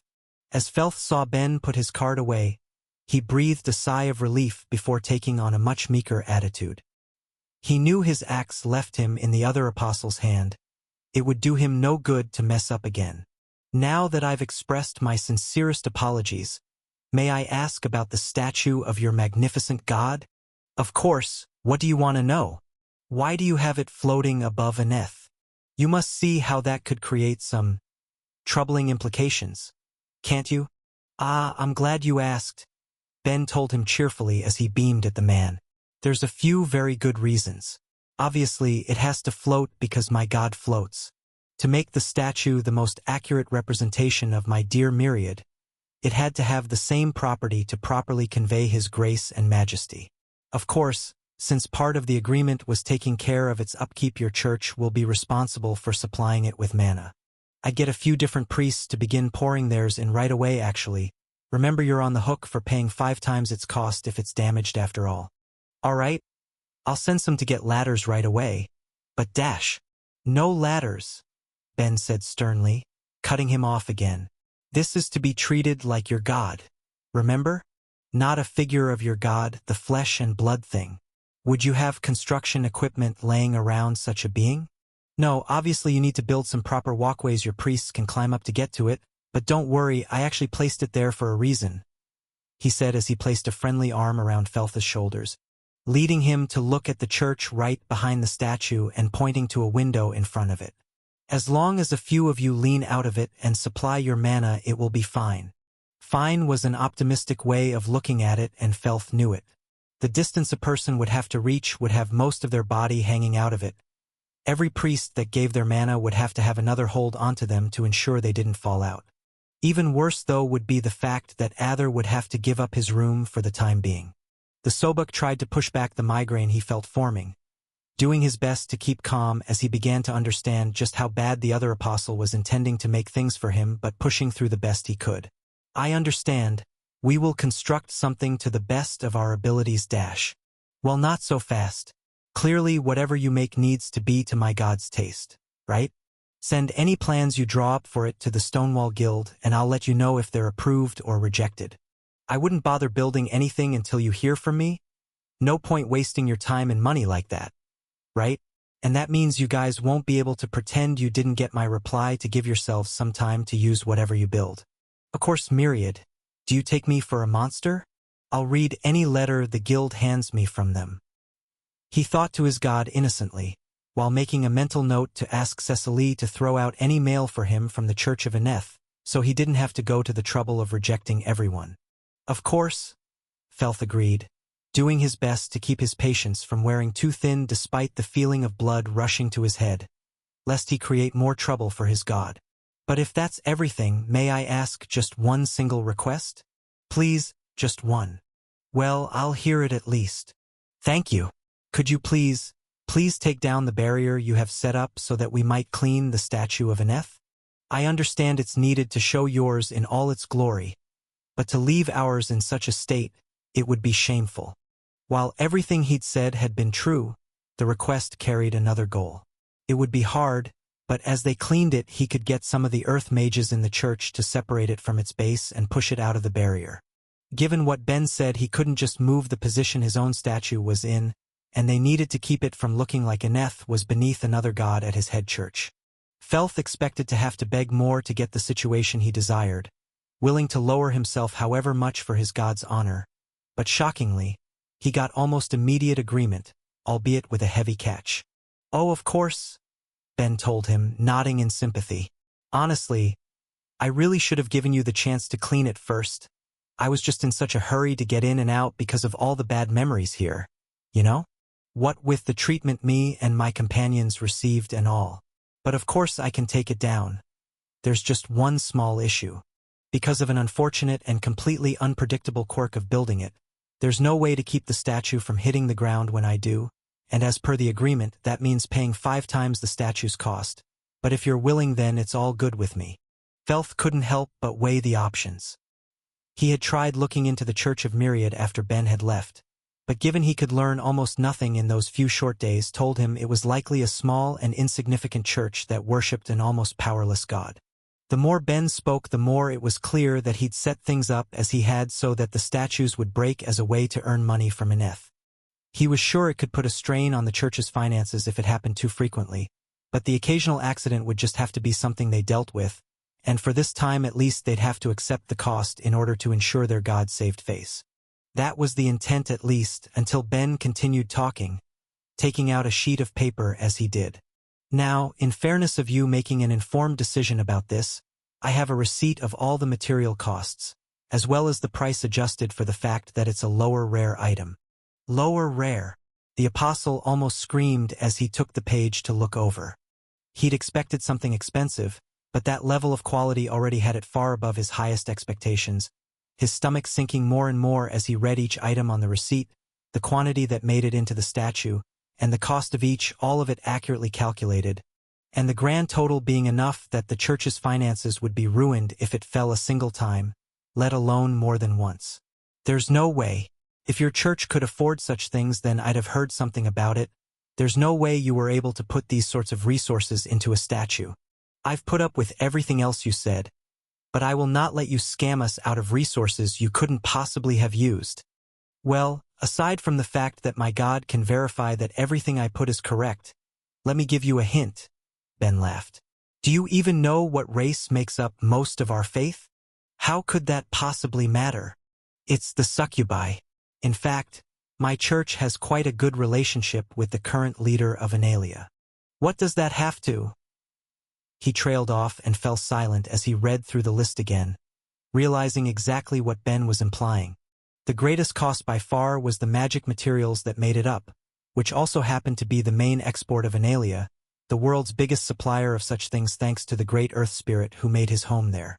Looks like you got it figured out, even if that has barely anything to do with how I got those materials.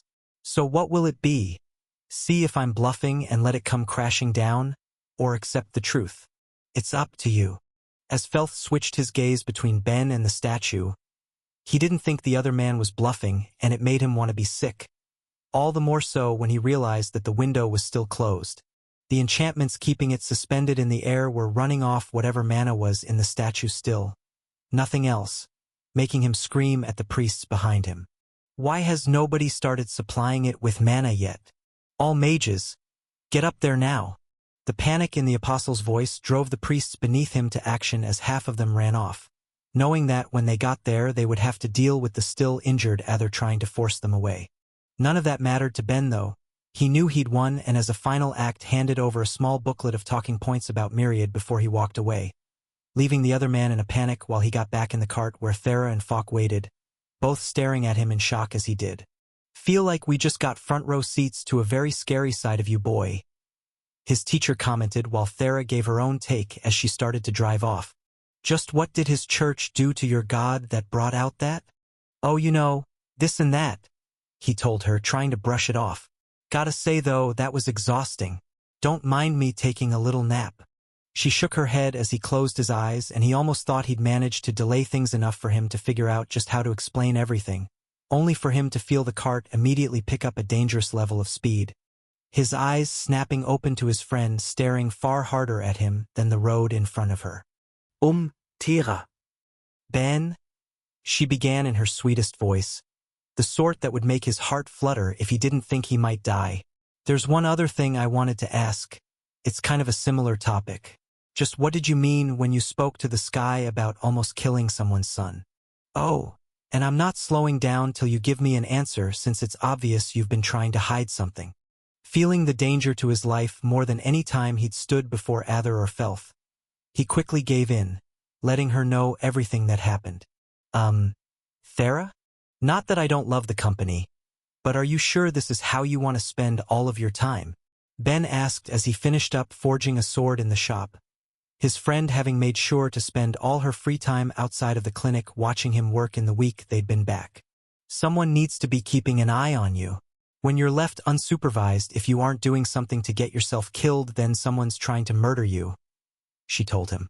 It felt like ever since she learned that he had not only challenged the demigod to a duel over what he'd done to her, but almost been killed for it, she'd been feeling a lot more cautious about leaving him alone. Not that he would be by himself as he worked with Falk there with him. Don't worry so much, his teacher reassured her. Anyone comes in here looking for trouble and I'll be sure they find it. The boy's plenty safe with me. Uncle, I'm pretty sure he has the worst luck on the planet. Without a healer nearby, somebody's going to fire an arrow across the street or something and leave him dying on the ground. Well, first off, that won't happen, and second, if it did, my jacket would protect me. It did a good job keeping me from getting stabbed after all. Only because they didn't aim for your head, she countered. Enough of that, you. Thera, you don't need to worry about me so much.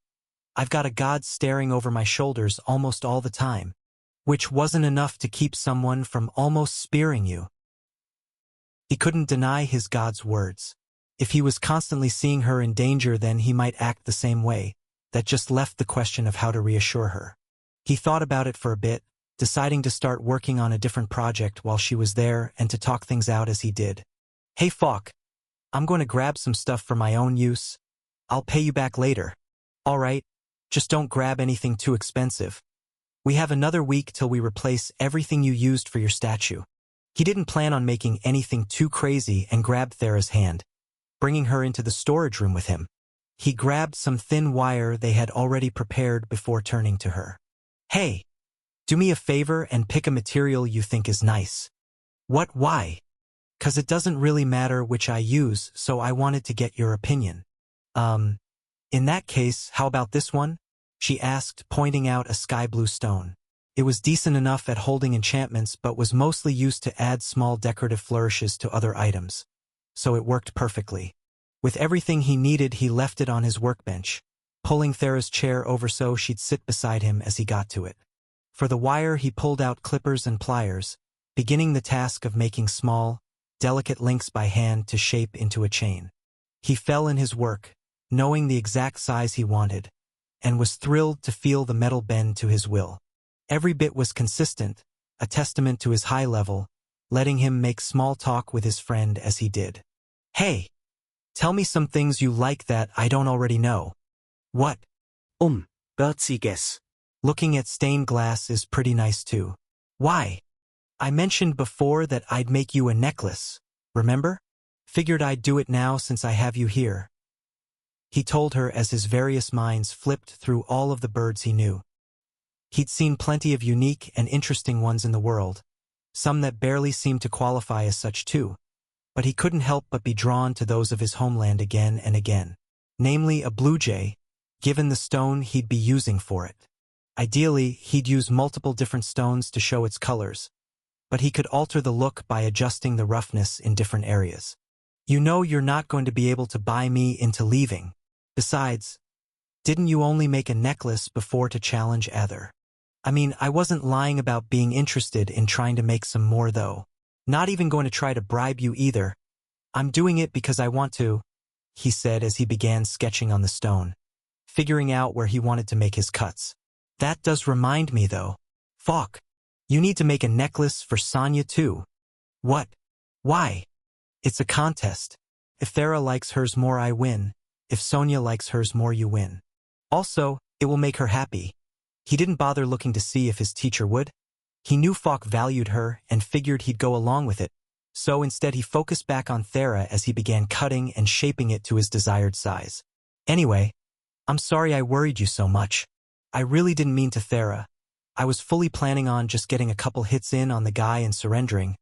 I was as shocked as anyone when I won, and that's when things went downhill. She looked at him silently for a moment before letting out a long sigh. I just don't know why you'd do something so dangerous like that to begin with. Did you ever consider he might be strong enough that he could keep you from being able to surrender? Or that maybe he and the priests would just ignore your surrender for having the nerve of challenging him?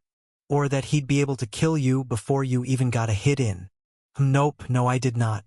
The only thing I was thinking at the time was how angry I was, he admitted, while he stared down at the stone, seeing it take shape and moving on to work on the finer details like the eyes and feathers.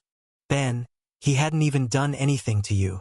Yeah, but I couldn't accept what he'd done to you, he told her, pulling his eyes from his project to look at hers, or at least where they would be under her hood. I know it sounds dumb, but I hated the idea of him just getting away with treating you like that because he's a demigod. Maybe if I'd known that the guild would be doing something, I would have calmed down a bit. But I didn't, so I acted out. I get you're sticking around right now because you're worried about me, but I worry about you too, you know. How could I just do nothing when somebody made you so miserable? She didn't know what to say to that. When she'd heard exactly what Ben had done, she'd understood he'd done it for her. But she hadn't gone so far as to consider why, instead immediately worrying that he'd almost gotten himself killed for something stupid. But even if she still didn't think he needed to put himself on the line, she couldn't deny that he was at least partially right. Caring about a friend was a two-way street. For the last week she'd been dealing with worry for him. How could she deny his worry for her as well? It was as she was trying to figure out what to say to that her uncle came over to them, slapping a necklace on the table. Delicate chain links holding a metal pendant in the shape of a flower she knew her aunt admired. The only clue it wasn't alive being the look of the metal, but in all other ways it was perfect. Wait, how did you finish this first? Ben complained as he looked at it. Weren't you in the middle of something else? Yeah, and I finished it, Falk told him with a laugh. Even if I don't have much experience with it. Making a necklace isn't much if I put my all into it. Ugh, show off, Ben muttered as he put the finishing touches on his own. Given that he wasn't mixing materials or painting it to add detail, it wasn't as realistic as he could have made it, but he was sure that any of his classmates would have been able to tell what it was easily enough if they looked at it. As a finishing touch, he applied an enchantment to it, weaving together his resistances to all affinities but life and light to make it an amulet. Either way, I'm done too. What do you think? It's pretty, she told him as she looked it over. I haven't seen a bird like this before. Only 20 people on this world would have. It's called a blue jay. Well, since it's done, can you put it on for me? What? He asked, not sure if he'd heard right. But she just slightly leaned her neck out as she faced him, waiting. As surprised as he was, he did as she asked, reaching into her hood and pushing her hair to the side as he linked the clasp behind her neck. As things were, it couldn't even be seen, but he didn't think that mattered too much as he pulled his hands away, only stopping as she gently held one of his. I get what you were saying, but just don't go out of your way to put yourself in danger for no reason, okay? She told him. I'd rather have you in one piece. All right, it's not like I particularly like feeling like my life's on the line anyway, and there probably won't be too many events that make me want to do something like that in the future either. Good, she said, sounding satisfied. In that case, I'll tell Auntie to take a break from her work so she can help decide who won your little contest with Uncle. Be back in a bit. With that, she was off to grab Sonia, feeling a bit more relaxed as she went. As Thera slowly opened her eyes, all she could think about was how much she didn't want to get up. A heat wave had just come to Stonewall, with at least another week of it expected, and she was already covered in sweat from it. At least when she was asleep it could be ignored, but the sounds of voices chattering above her that only she could hear made returning to her rest impossible. Why would anyone care for the clouds? The particular structure of one of the iron deposits in this land is unique in all of the area. One simply can't help but want to learn more of it. Your rocks are meaningless, a different voice rebuked. The air currents pushing a single solitary cloud through the vast expanse of the sky are far more remarkable. What value is there in knowing of the processes that left a rock somewhere a millennia ago compared to understanding the chain of events that altered the fate of that puff of vapor? There were about a dozen spirits of the earth and air affinities flying above her, engaging in a heated yet friendly conversation of matters that pulled their own interest in ways that could never attract hers and was a big part of the reason that she awoke when she did. A fact that quickly caught the attention of those around her as one of the earth spirits floated up to her to address why they were all there above her. Greetings, Earthkin, we've come to beg your assistance, it said politely enough, an event that had become all the more common since she'd helped the water spirit by the ocean. As word spread among their kind that she was able to help them instantly speed the recovery of their mana after the act or reproduction, waking to many of them floating above her like that had become an almost weekly occurrence. Surprising considering that she'd thought spirit reproduction was a far rarer act. But then when they were coming from all over the world to her, perhaps it shouldn't have been such. In fact, it had been significantly less common before, but given that word among them traveled fast, and that they knew the coming danger more than any other race due to almost all of the spirits currently on the world being survivors of their homeworld's invasion. When rumors began to spread among them that Thera was able to help, many decided to take the risk of weakening themselves to help try and secure the future of their kind.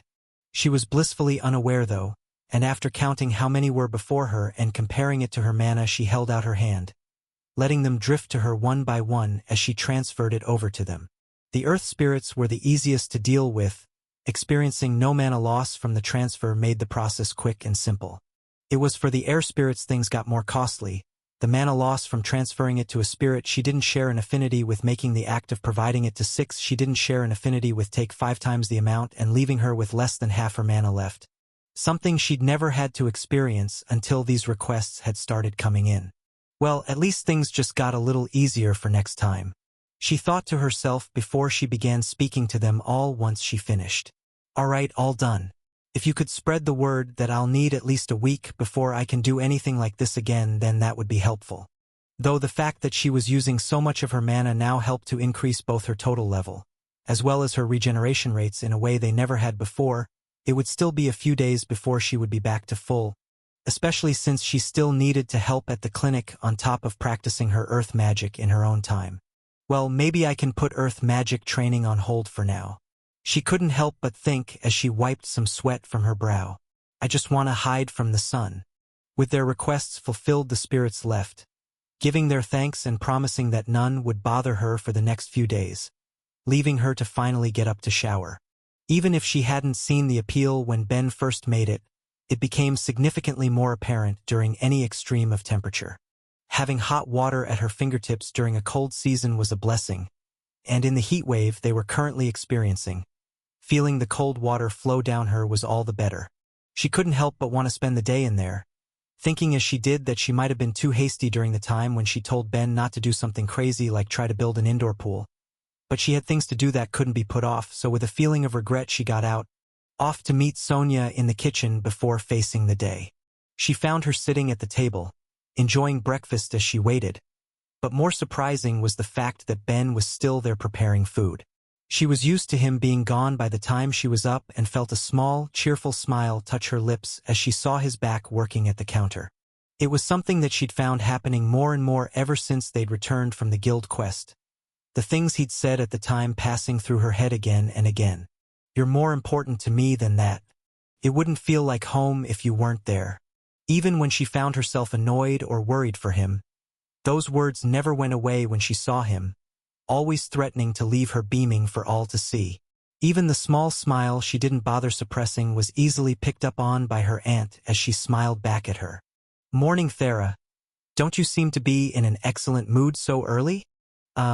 I got another level to my spirit empowering, so I guess it has me pretty happy," she explained. It wasn't exactly a lie. She was happy about it. It just wasn't the full truth either. "That's awesome," Ben told her as she took a seat, placing a cold fruit salad in front of her. "I guess some more woke you up?" "Yeah, but as long as it's only once a week, it's not so bad. Anyway, why are you still here? Don't you usually leave earlier than this?" "I've got strict orders from Falk not to turn on the forge until the heat wave's over, so I'm mostly going to help with cleaning and customers. Not much point in getting there early if I can't do anything. It did give me time to make you guys lunch though, so grab that when you leave. Having you around really does spoil us, Ben," her aunt said with a happy sigh. "I'm not sure how we'll manage if you decide to open your own shop in another town." "Ha! Well, you don't need to worry about that anytime soon. Anyway, I should start heading off now though. I'll see you both later." He gave them a wave as he left, leaving them to finish their meal before going on their own way. They were expecting a busy day at the clinic after all. They needed to do their best for it. Being in the clinic was the highlight of the day, if only for one simple fact. Given that they were already in an environment filled with the sick and injured and that spaces were already filling up with those suffering heat stroke and other weather-related ailments, the clinic head had arranged for a mage of the air and water affinities to be present to help cool the entire building down. Something everyone present was immensely grateful for and made Thera work all the harder as she listened to her aunt while she was being trained. "All right, Thera, since you're dealing with a person with a strong avian heritage, you can't simply increase their sweat response to help them cool down. Try to stimulate vasodilation to help drive blood to the surface of their skin to expel some heat." She did as her aunt explained, applying her life magic to the patient before her before moving on to the next and so on. Feeling the day pass as she slowly learned what to look for when treating different people suffering the effects of the weather, learning what to look for in each one based on their individual body structures. While there were plenty of spells that might help regardless of race, they would always be more effective by knowing more about the individual they were being applied to, and in a town like theirs where most people were mixed breeds of different species, that wasn't always the easiest to figure out. It took questions and observation, but the efforts had plenty of payoff for both the patients and her as well. "All right, you're doing excellent," her aunt encouraged her. "But why don't we take a break for now? I could use some lunch." She was happy to agree, and they made their way to a table in the back where two others already sat. A dragonet by the name of Drari who acted as the clinic head, as well as his daughter Aso, who he'd managed to convince to learn some light magic from him to help ease the staffing issue facing the clinic. Being a mixed race of dragonet and harpy, she had a unique appearance as her feathers lacked the muted browns that her maternal race had, instead taking the shifting blues and greens and golds that made up her father's scales. giving her a bright appearance that sparkled in the light. Of everyone they could have run into, Thera was probably happiest it was them. Aso was nice enough. Being only a couple years younger than her made her easy to talk to, and she'd been fond of Drari since she first came to Stonewall, the older Dragonet not caring about her charm and letting her work at the clinic doing some cleaning, while not paying mind to any rumors about her from the guild during her problems with Roan. They happily chatted as they ate, Thera carefully slipping the food Ben had prepared under her hood to avoid any unfortunate accidents, while Aso spoke to her about her work as an adventurer. It was clear the other girl had an interest in it, and now that it was known that she was one of the town's 3 rank 3 adventurers, she was pelted with questions that she was happy to answer. Reaching rank 3 was as high as the average adventurer could ever dare to dream of getting to, since the higher ranks required an awakened skill, but even that was beyond many of them, with the majority ending in rank 5 or 4. It was perfectly respectable to get that far and would let you make a good living for any that did, but breaking into the 3rd rank was a recognition of skill and did wonders for her reputation. There were still plenty of people who looked to her with suspicion and distrust. More and more were looking to her with awe, especially as others spread the word of the part she played during the guild quest. The barrage of questions was only broken by Drari cutting in with a question of his own. "Are you sure you wouldn't be interested in joining the clinic full-time though, Thera? I have no complaints about your skills, and you have to admit, the safety and stability of the income you'd get would be a big plus." It was an offer he was putting out more and more frequently as he was feeling the struggle of keeping the clinic staffed, but one she declined yet again.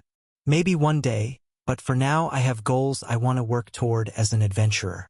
Besides, it's fun and it gives me something to do with Ben that doesn't involve beating him at any game we play together. MMH, you should introduce me to your boyfriend sometime," Aso told her. "With how often you talk about him, you've got me curious, especially since he's also a 3rd rank." Wait, he's not my boyfriend. He's my friend," she quickly yelled. "Really? Dad was saying otherwise though." She cast a quick look at Drari, who raised his hands in his defense. "Hey, don't look at me. I heard it from your aunt." "Auntie, I only said I thought something might have happened," Sonia told her with a laugh. "You've been smiling every time you've seen him ever since you got back. Can you blame me for being curious?" Yes, I can." "Wait, I want to hear more," Aso cut in. "What happened? Did he do some sort of romantic gesture? Oh, did you guys kiss? I want details." Does what he said count as a romantic gesture?" "We definitely didn't kiss during the quest, but I guess I did kiss his cheek before, but that was really just a spur-of-the-moment thing. It doesn't mean anything." As she felt herself begin to blush under her hood, she ignored the question and decided to excuse herself. She only had a little longer at her shift at the clinic, so she wanted to get as much done as she could. She certainly wasn't just running away from the questions being thrown her way. "Oh sweet, got some levels to speed reading and my knowledge skill," Ben happily announced as he finished his book to the Yeti laying on the ground.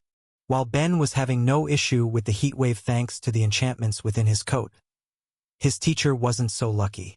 The thick white fur that coated Fox's body may have been perfect for his race's homeworld and the colder climates on this one, but in a heat wave it was showing its harsher effects, even for someone who was used to spending all day in front of a forge.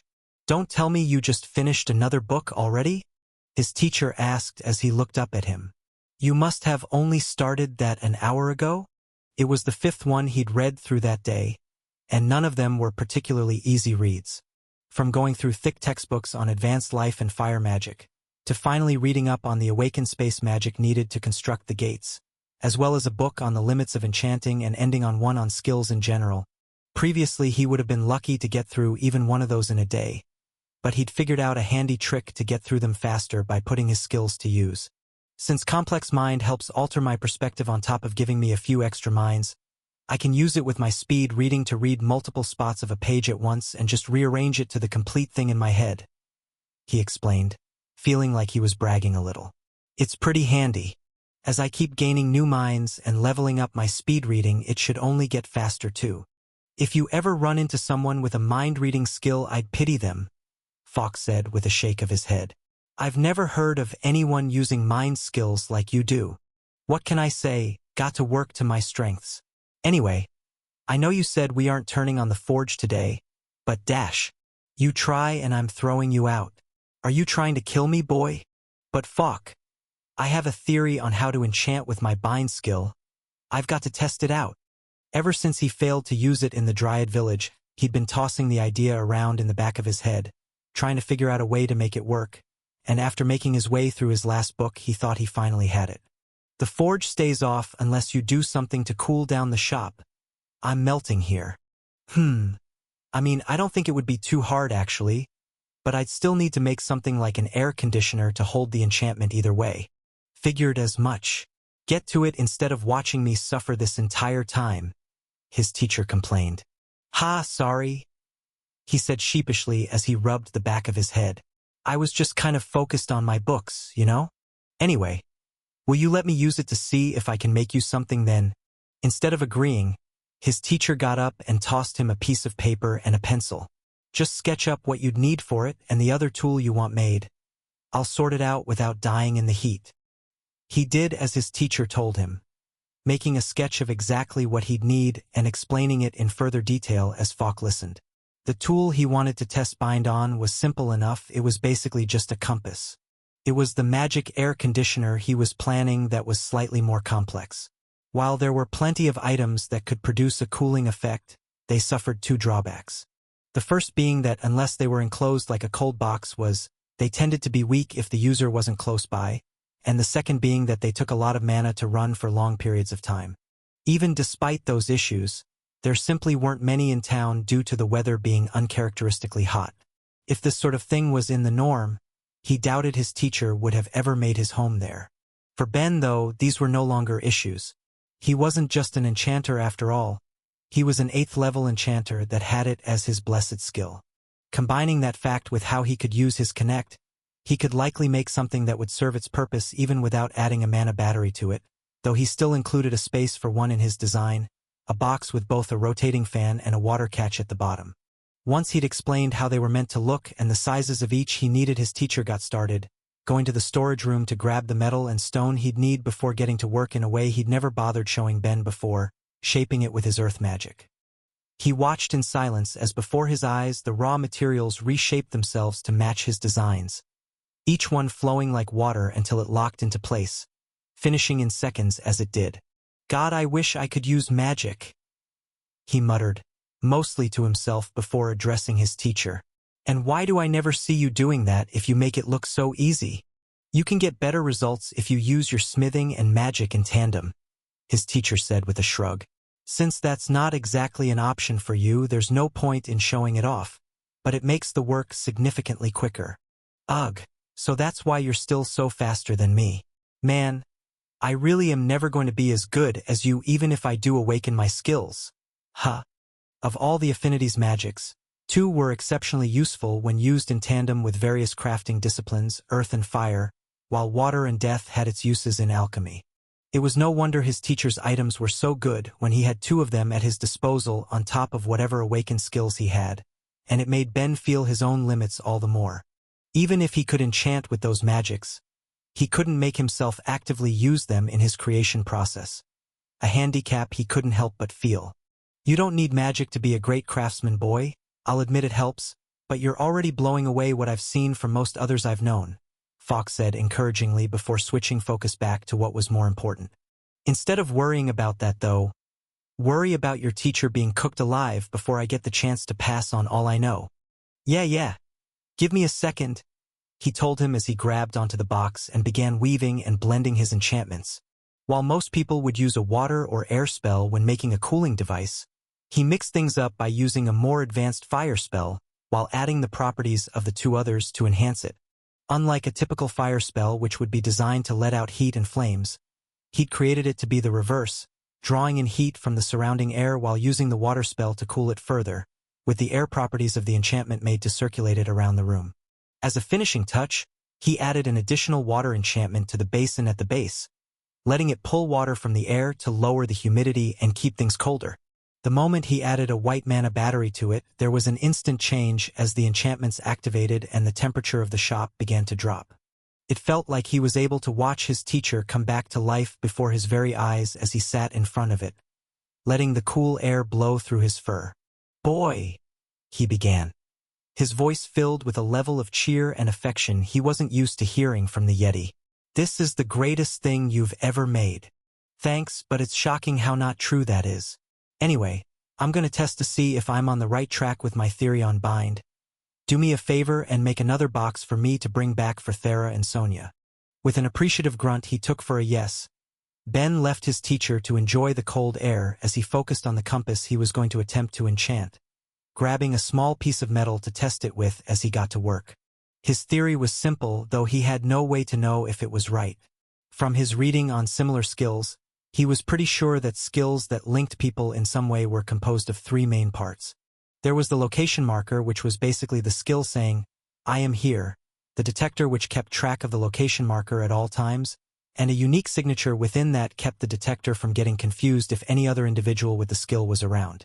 If he was right, then all he would need to do was construct a new signature, something that wouldn't act like a skill itself, but instead be loosely based off the enchantment used on a Fanadale cloak, where the skills used in the enchantment weren't placed in a way that displayed any of their true effects. It wasn't a quick process to try and figure out how it was done, but it was built upon all he'd learned since coming to the world as he built up and tore down his enchantments, searching for one that would yield the result he desired. Only after an hour of attempts did he finally find his success. "Holy crap, I did it!" He cheered, his previous depression about his lack of magic all but forgotten as he watched the compass needle follow the small piece of metal as he moved it around. "Let's see. It looks like it requires a specific amount of the enchantment to be blended with fragments of other skills, and both items need to have some mana loaded in them, but this freaking works. Good work, boy.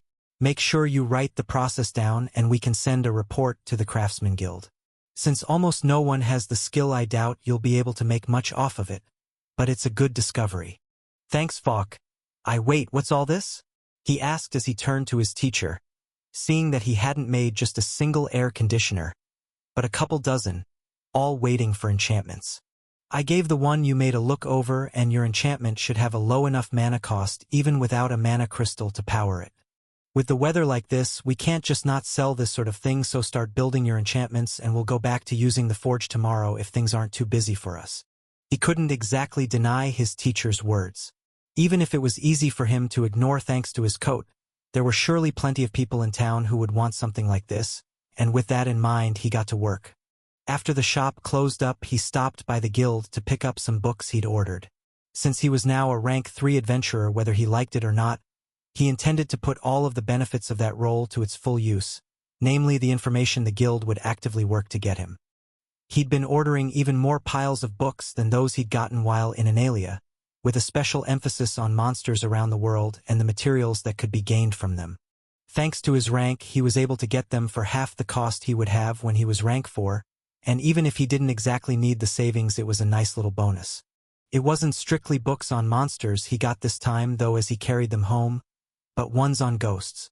In their purest form, they were the souls of creatures that simply didn't pass on, and given that information about souls was a point of interest to him, he was going to learn all he could on the topic, using any resources he could manage. He dropped that train of thought when he got home, as the first thing he saw when he got to the living room was Thera, laying on the ground as she listlessly read through a book while fanning herself with her tail.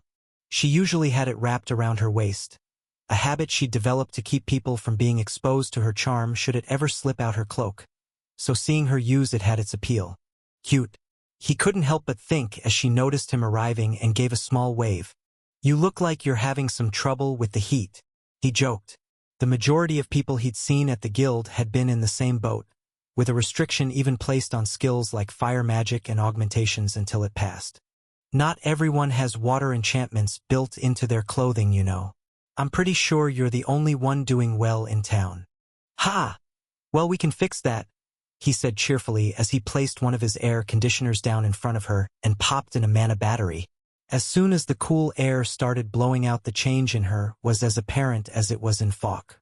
She immediately repositioned herself to take the full force of the cold air that blew out as the temperature in the house began to lower. "This is the greatest thing you've ever made," she muttered blissfully, happy to enjoy the feeling of wind on her skin and through her hair. "Why does everyone keep saying that?" I made a church into a coat and a knife that almost killed a demigod. Heck, the braces alone dash. Nope, this is still the top by far. I'm gonna have to sleep in the living room tonight with this here, Auntie might too. It's powerful enough that you probably won't need to. Give it an hour or so and it should lower the temperature of the entire place. See? This is 100% the greatest thing you've ever made. She told him with a voice filled with contentment. The previous heat and exhaustion long gone thanks to the cool breeze. Yeah. Since we have this, there shouldn't be a problem with using the stove to cook dinner, so give me a bit and I'll get it started. Wait, she said as she grabbed his hand. I'll help in a bit. Let's just enjoy this a little longer. Auntie may be home a little late anyway. With no reason to argue, he took a seat beside her, enjoying the feel of the wind as they both sat and spoke about their days. And that should cover the lesson for this month. Any questions? Quillith asked as he wrapped things up for the night. As with every month, the alien was coming to teach Ben some principles of material science that he simply couldn't get from the books he could access, the sort of cutting knowledge that the Grey were experimenting with to try and determine the universe's underlying properties. But as things went on and got more and more complicated, there was something he couldn't help but ask. Is this still really material science? It feels more like you're trying to sneak some physics in there. Plenty of it was chemistry by now, and given the subtle differences he was noticing from the few classes on the subject he had to take on Earth, he couldn't help but be grateful that he hadn't paid too much attention back then. It would have only confused him. Even if he didn't remember the one from his homeworld too well, the periodic table the Grey were constructing was obviously different, with some of the elements that made up this universe having shockingly different places compared to where they would on his old one, even if world speak considered them close enough to indicate them as equivalent in his head. Aside from that, there were some elements he knew were missing while whole new ones took their place. It was all helpful to an extent at least, but he couldn't help but think that some of the newer things were less so. I'll have you know that baryon asymmetry is an important feature of every life-containing universe. Even after millennia of study, our people still aren't sure why it's such a common feature of existence, but that doesn't mean the fact that the reality you currently live in lacks its version of antimatter wouldn't be relevant to you, especially given how both relate to mana. Okay, I'll bite. How do they relate to mana? From what we can tell, they don't. The presence of mana in this reality isn't affected by particles or antiparticles, though it should be able to affect both in the same way. This leads to all sorts of interesting questions. If there was antimatter still, would there be anti-affinities of magic? Perhaps individuals like you that seem to have no affinity for any known ones might actually have affinities for ones that the gods are unaware of based on the situation of the reality you're all in. That's neat in theory, he told the alien with a sigh. But it doesn't exactly help me at all, does it? Even if that was the case and I secretly had the right constitution to master some non-existent anti-affinities, my body is made up of the standard matter of the universe. Trying to be close enough to anything like that would leave a healthy crater in my place. True, Quillith relented. But that doesn't mean the information lacks relevance to you. We'll stick to the normal lessons, of course. We just want to start slowly drifting to more hypothetical materials. Even if you can't use them, you're proving decent to bounce ideas off of. Well, I guess it's interesting enough, so I don't mind. But why? As we see more of the mythic ranked items the gods have managed to gift their races, we're simply seeing some of the potential that comes from using advanced magic while ignoring the limits of what we believe is possible. That caught his attention. The only mythic ranked items he'd seen were the trial of Analia and Inix's body. Both things that were complex in ways he still struggled to understand, while the first wasn't even an item. All right, you've got my attention. What are some of the more interesting things?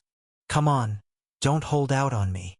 The Grey could immediately see the change in Ben's eyes as his curiosity overtook him and took mercy on the human, explaining a few he'd seen before he left.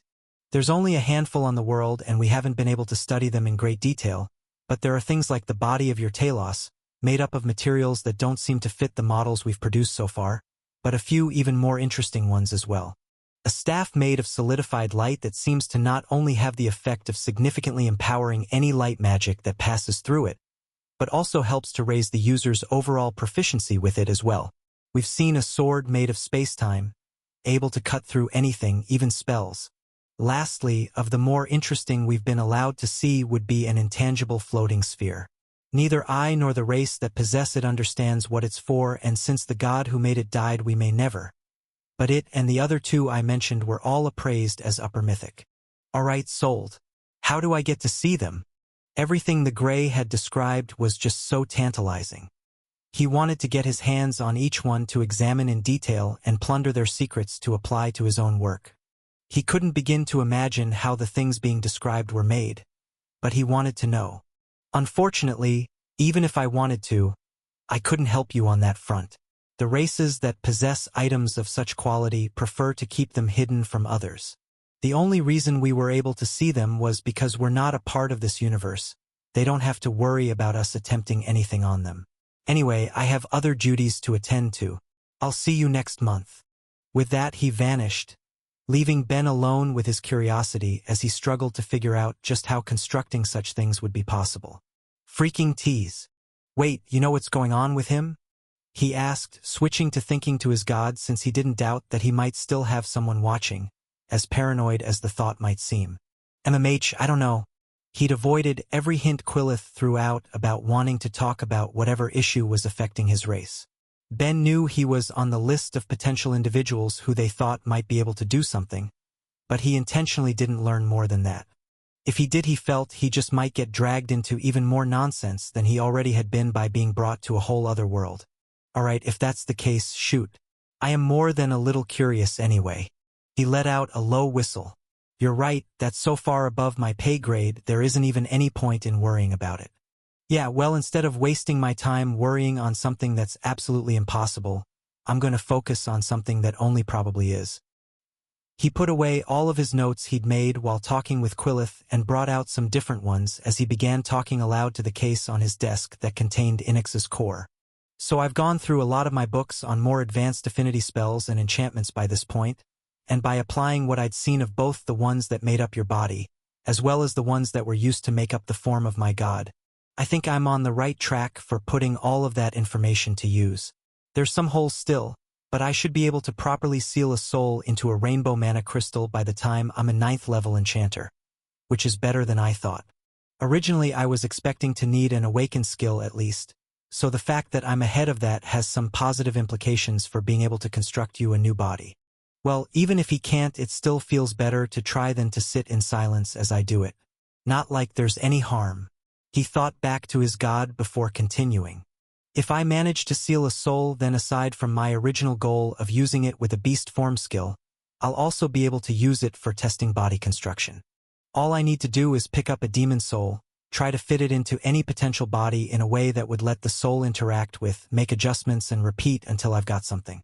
That does have the small issue in that if I make any mistakes I'll need to go collect another soul, but that's a smaller one in the grand scheme of things. For the rest of the night, he continued to mutter away while adjusting his plans and theories, eager to reach the point where all of his ideas could be put into practice. The next day the shop was packed. Word had spread fast that they were selling air conditioners, resulting in a constant stream of people coming in and out, with more than a few spending far longer inside the shop than they needed to escape the heat. While they were primarily a weapon shop, it wasn't like they didn't have a few other items too, so both Ben and Falk made sure they were displayed prominently, hoping to snag a few extra sales on items as the townsfolk came in to get what they really wanted. Falk had more than a few items like pots, pans, and kitchen knives that anyone could purchase at the ready, while Ben quickly whipped up a few smaller things to appeal to any young children that were brought along by parents. Frisbees with air enchantments tied to them to keep them flying longer, metal tops with earth enchantments on them so they could keep spinning, and what he was most proud of as a way to capture some customers' attention, a snow cone machine. He'd explained the idea to Falk before the shop opened, and he was all for it, both of them working together to quickly build one with enough time for Ben to apply the various enchantments they'd need to make it work. Instead of the shaved ice he would be able to get in his world, he built it so that it would constantly produce snow from the water loaded into it, giving it a nice and light texture to enjoy. While he was doing that, Falk had run back with a huge jug of water to keep it stocked, as well as some fruit juices to flavor it, and as the day stretched on it was clear to see it was a hit. The bigger issue was keeping up with everything. Falk was handling constructing the air conditioners and taking the sales, while Ben was in charge of focusing on adding the enchantments to them while he handed out snow cones. Neither had ever seen the shop so busy, and as nice as it was, it also meant they didn't have time to work on anything else. Other stocks slowly diminished, but as items ran out, they couldn't even take the time to make more. A fact that showed just how important it would be to prepare for the next day. There were still going to be a lot of hot days left after all, and they were sure the whole town wouldn't be showing up all at once. The flow of it all was only briefly broken by a courier who'd come by. Moving through the crowd to hand Falk a letter he didn't have time to glance at before getting back to the task at hand. But that little distraction was all but forgotten by Ben as he tried to do something else while he focused on all of his tasks. Improving his skill library. He and his teacher still had the same deal after all. Customers got discounts so long as they had either a skill he didn't have access to or one he did but at a higher level than he'd previously seen. And with the influx of individuals that normally would have no reason to come to a weapon shop, he was finding a lot of people who had multiple ones who were more than happy to take that deal, meaning that on top of the already hectic day, he was making skill rings and doing his best to ensure that his book of skills stayed updated so that he didn't end up with any repeats. It was hard to express just how profitable the time had been for him in that regard. Numerous skills he had on rings that had previously only been between the 0th to 2nd level when he got them from Zandale he now had access to at the 5th, as well as a mountain of new ones too. One of the bigger benefits of living in a town composed of numerous races and mixed-breed groups was the sheer variety that he could find. From gaining access to specialized forms of magic like sound and purification to the low forms of combined magic like explosion and mud to skills he'd never even heard of like intensity and fall, this would end up being the best day for him in a long time. While there was a good chance that the new forms of magic he was seeing would actually be worse for him compared to their base forms since he could enchant with the standard affinities at such a high level compared to the levels he'd gained of their specialized forms, he didn't care. It was an excuse to learn more about them, and by extension to learn about magic as a whole. How could he pass that up? With how much they were selling, it wasn't like he'd be at a loss by taking a few things he didn't need after all. As he devoted himself to all of those tasks, he still had plenty of minds left, spinning ideas on just how he could use the new skills at his fingertips, what he would make and how he would push them to their limits. It felt like he'd just gained access to the tools he needed to push his current crafting and enchanting even further beyond where they currently were, and it was like that the hours passed, with more and more complex ideas forming in his mind as the flow of customers slowly came to a trickle and they were finally able to close the shop. "Good work out there today, boy," Fox said as he wiped some sweat from his brow. Not from the heat, but from the constant running around. "I'd guess we can probably expect a couple more days like that, with our volume still probably up if we keep selling these snow cones while it's so hot out. Let's take some time to replace some of the stock and then have a well-deserved rest." "Sounds good to me. I'll start on making some pans and then figure out where to go from there." His teacher gave a satisfied nod as Ben went to grab the materials he'd need, and as Falk caught his breath after the long day, he finally opened the letter he'd tossed to the side earlier, his brow creasing in anger as he read every line. Ben, for his part, was ignorant of his teacher's suddenly worsening mood, instead devoting himself to his task, going from one pan to another at a rapid pace to not only replace everything they'd sold, but also have more than enough for the next day. It wasn't particularly challenging work. He couldn't say he was pushing himself in a way that would help his skill level up faster, but there was something satisfying about how rhythmic it was, getting lost in his task as he went from one pan to the next, each one being made perfectly, or at least as perfectly as he could manage. It was only when he ran out of metal to grab that he took notice of his teacher nearby and the look on his face. "Oof. Bad news there, Falk? Bah. An annoyance has just gone and shoved their nose into my business is all. Might be a bit of a pain to deal with. For now, put a pin in the pans, boy. Let me see you work on something else." Sure, what? Whatever you're feeling. You're an artist on top of being a craftsman, right? Show me what your heart screams for. Make me the best item you can." What my heart screams for, huh? Not the easiest question. He wasn't sure what had Falk asking him this, but his teacher seemed serious, so he gave it the proper thought. If he could make anything, what would he make? Really, he just liked making things in general. Before coming to this world, he'd enjoyed the arts in all of its forms, at least all he could personally try, and if there was one good thing about ending up there, it was that he got to try so much more. Really, Was there anything he wanted to make that he hadn't already made? He had enough money and resources that he could easily jump into anything that struck his fancy. Can't be a weapon, they're fun to make, but it doesn't scream out to me as something I want in my core. Maybe armor? Admittedly, it doesn't feel right either, as much as I'd like to improve my long-term survival odds. Really need to make a helmet or something eventually, but this isn't the time. Maybe something from my world. His thoughts drifted off as he thought of the one thing he could truly say his heart screamed for.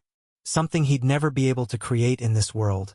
Not in any meaningful way, but a topic he wanted to put the work into anyway as soon as the thought passed his mind. It's going to be more of an enchantment than anything. Is that okay? I'll still need to make the item to hold the enchantment. That's fine. Show me your best work. Fox saw the change in his apprentice's eyes just before he asked the question.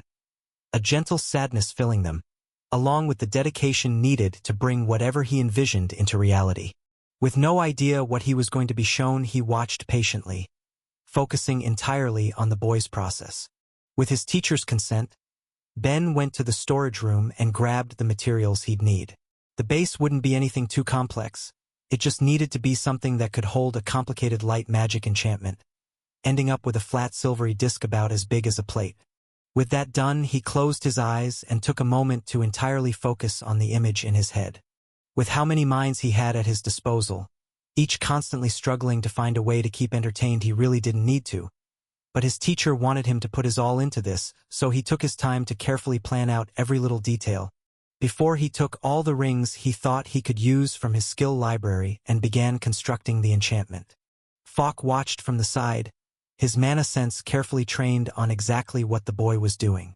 Even if it was a blessed skill, any time he saw it he could hardly believe that someone who only had enchanting at the 8th level was able to work mana so delicately, the level of the boy's innate magic control being staggering. Even without wanting to test him, he was sure he was good enough, but he wanted to see just where Ben was at before asking a favor of him, and reaffirming what he knew from the start. If he got Ben to do what he was going to ask, the boy wouldn't humiliate himself, he'd be a contender for the top. It was as Ben finished, a bead of sweat dripping down his brow and on the edge of mana exhaustion, that Falk let out a low whistle. You never fail to impress, boy. This is a thing of beauty. Ha, thanks, but I haven't even turned it on yet.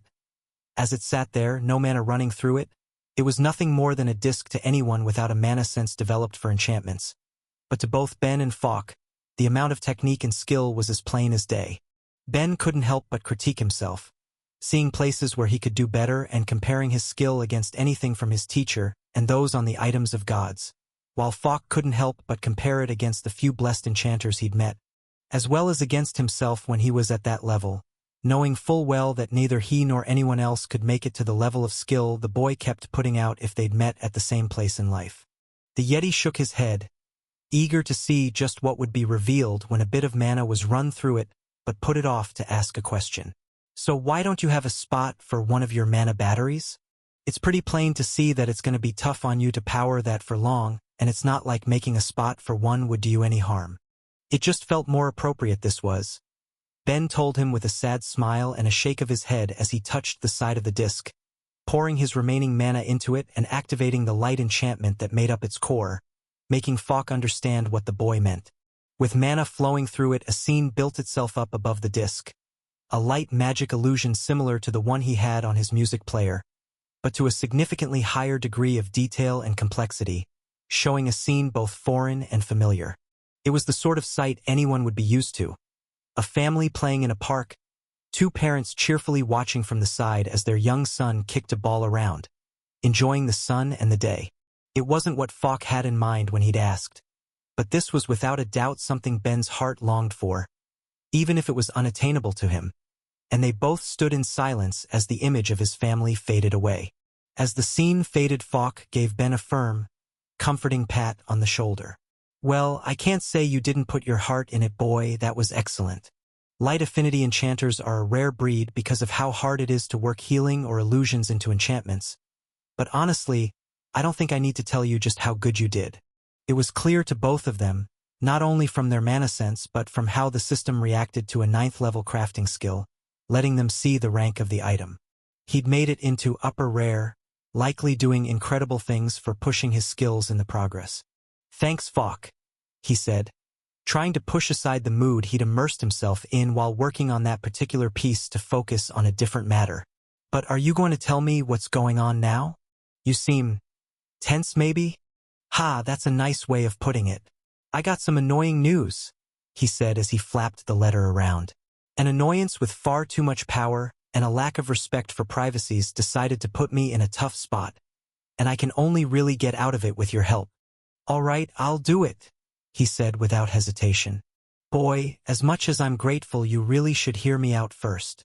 You've done a lot for me, Falk. If this has you so bothered and I can help, then I will. Just tell me what you need. The Yeti couldn't help but feel his face loosen as some of the tension left it. For as much as he didn't want to take on an apprentice, he couldn't deny that the boy showed him some of the good sides of it. Well, it's a bit of a long story, but it looks like there's a crafting competition coming up, and I'll need you to participate in it for me. I wanted to test your skills to see how you do since you're going to be at a disadvantage compared to everyone else. But I don't think we need to worry about that. Wait, is that all?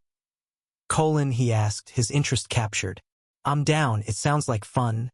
But is it an apprentice-only thing? I'm pretty sure we'd sweep the competition with you there.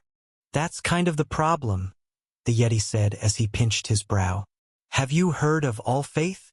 I think, Ben told him hesitantly as he stretched his memory back to his time at the communal church and his lessons with Leahy. It's basically the religious center of the world, right? Bunch of big churches gathered there, maybe a few trials too. You're on the right track. A number of faiths have important religious sites there, and it's also where you'll find the head branch of the communal churches.